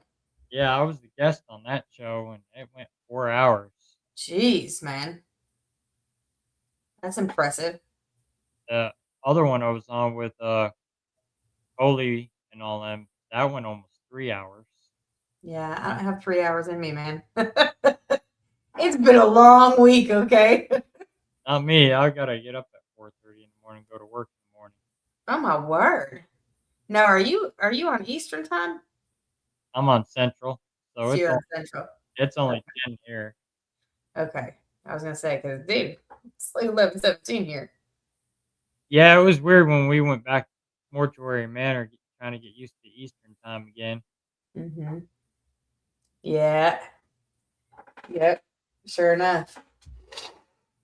All right. Len is Len is funny. He's Yeah. the first thing he started talking about was strip bars and strippers. Strip bars. Yes. Sounds like a fantastic opening. I'm like, "We're supposed to be on a paranormal podcast, and we're talking about strippers, Yeah. strip He's bars." just breaking the ice. He's just breaking the ice. It's all right. Oh, that's good stuff, Well, man. I DJ'd in one night, one weekend, that was it, Yeah. back in the day. Yeah. Guy hired me for one night to play music, and that was the last I DJ'd in there. That sounds like fun. And it was sleazy. Sounds very fun. Bloody strip bars. Haha, yep.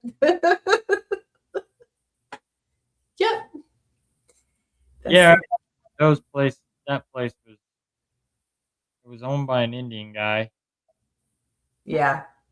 Guy didn't wanna pay me for my work, Yeah, no, we don't work for free. and, No. well, we got a running joke with my buddy Kevin out of there, so every time we say something to him about it, "Fuck you guys." You're like, yeah. Yeah? Is that how you feel, buddy?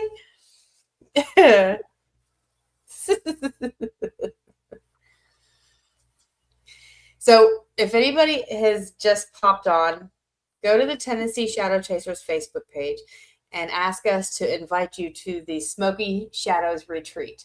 It takes place July 16th, 17th, and 18th of this year, and it's in Bristol, Tennessee.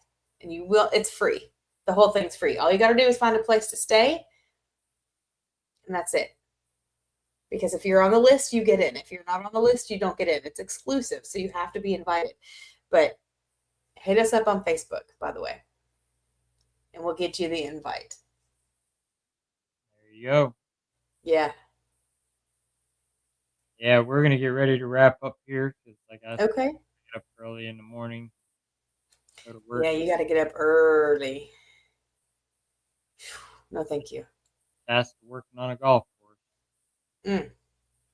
Hard work, man. Oh, yeah, I'm the assistant superintendent. Yeah. I'm one of the Hard bosses. work. It's been fun. It's been fun. I've enjoyed the fire out of this. I'm glad that I was a fill-in. That Yeah, makes me happy because it was worth it. Everything happens for a reason, right? my cousin Kathy. Road trip. That's right. You That's right. you driving?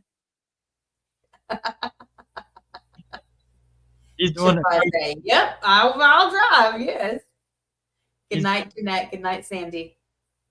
he's the one that drove to Mortuary Manor, so She's the one that drives. She's like, "I'll drive. I got it. Y'all go to sleep." he's also your cousin too. Yeah. Is she really? That's so cool how you found out we were related.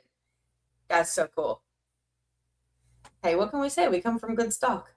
Yep, I found more family. Good night, Chris.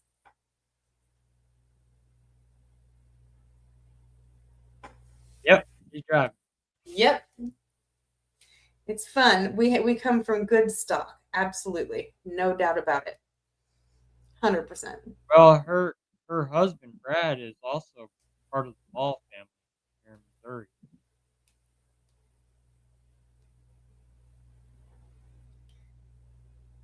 What was that? Her husband Brad is also part of the Ball family. Really? Yep.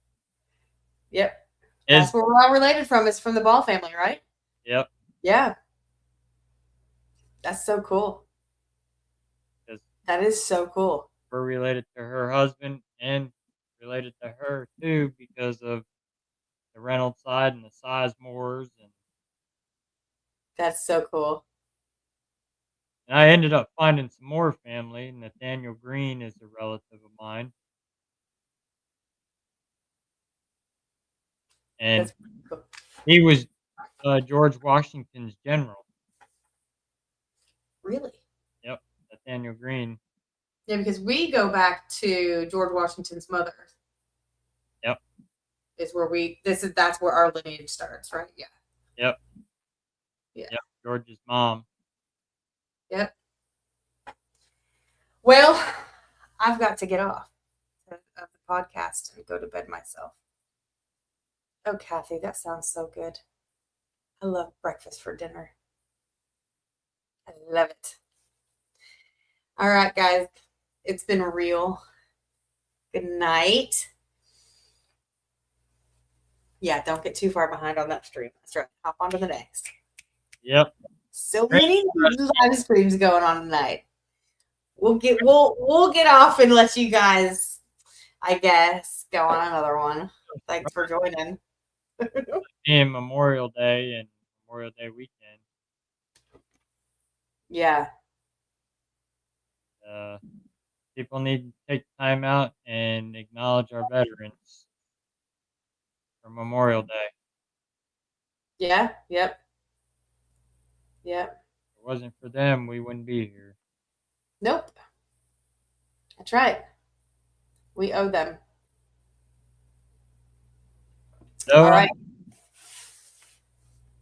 tell everybody how they can get a hold of you. If they want to hook you. Yes. The best place to, I mean, I have my own personal Facebook page, which is Erin Hale. But I also, we have our team page, which is the Tennessee Shadow Chasers. Hit us up on the Tennessee Shadow Chasers page as well. And then, like I said, we're having the Smoky Shadows retreat at the Euro Shrine, which has since gone private. So you have to get in from invite only. And it's free, free, free, free, free. So hit us up. And then if you ever want to go to the Euro Shrine, and we have availability, it's free. Nobody's going to pay to go in there anymore. It's because it's gone private, so it has to be by invite only. So definitely, we have the best retreat going on. There's going to be a witches ball. There's going to be tarot card classes. There's going to be tarot card readings. There's going to be aura portraits, past life regression. There's so much going on. There's going to be, honest to goodness, witches there for the ball. I mean, we have been planning this thing for a year. So we have every detail down to the last detail planned out. We've got giveaways, free giveaways of gifts that you're going to want to have. So yes, definitely hit us up. And we'll get you the invite because it's by invite only. All right. All right. I'm gonna. Russell, thanks for having me on. Oh, you're welcome anytime. Thank you. On this show anytime. Yeah. Perfect. I'm gonna put you backstage for a minute, close the show out, and I'll be with you in a minute. Sounds good. In a minute. All right, everybody. Thanks for tuning in tonight. Everybody have a safe, happy Memorial Day out there. Make sure you acknowledge the veterans and their sacrifice they did for this country for Memorial Day. Go out to a veteran's grave, put a flower on it, flag, and show your support for our veterans. Um, as most of you know, most of my family were all veterans, family that fought in the Revolutionary War, Civil War, World War I, World War II, Korea, Vietnam.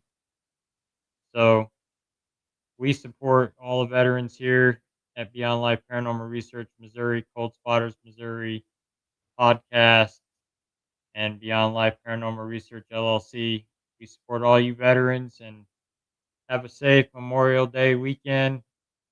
And again, make sure you acknowledge the veterans. And remember, if you're being bullied in the paranormal field, you do have a voice. Nobody's better than anybody in this field. We're all after the same common goal to prove the existence of life after death. So, with that being said, stop being shitheads and work together and stop the drama. So, everybody, God bless. Have a good night, and we will see you Sunday night, 8:30, with my dad and I, and our special guest we have every week, Carol Garcia. And if Rebecca's feeling better, Rebecca will be on as well. So, everybody, have a good night. Stay safe. God bless. If you're investigating this weekend, travel safe. Have a good night, everyone.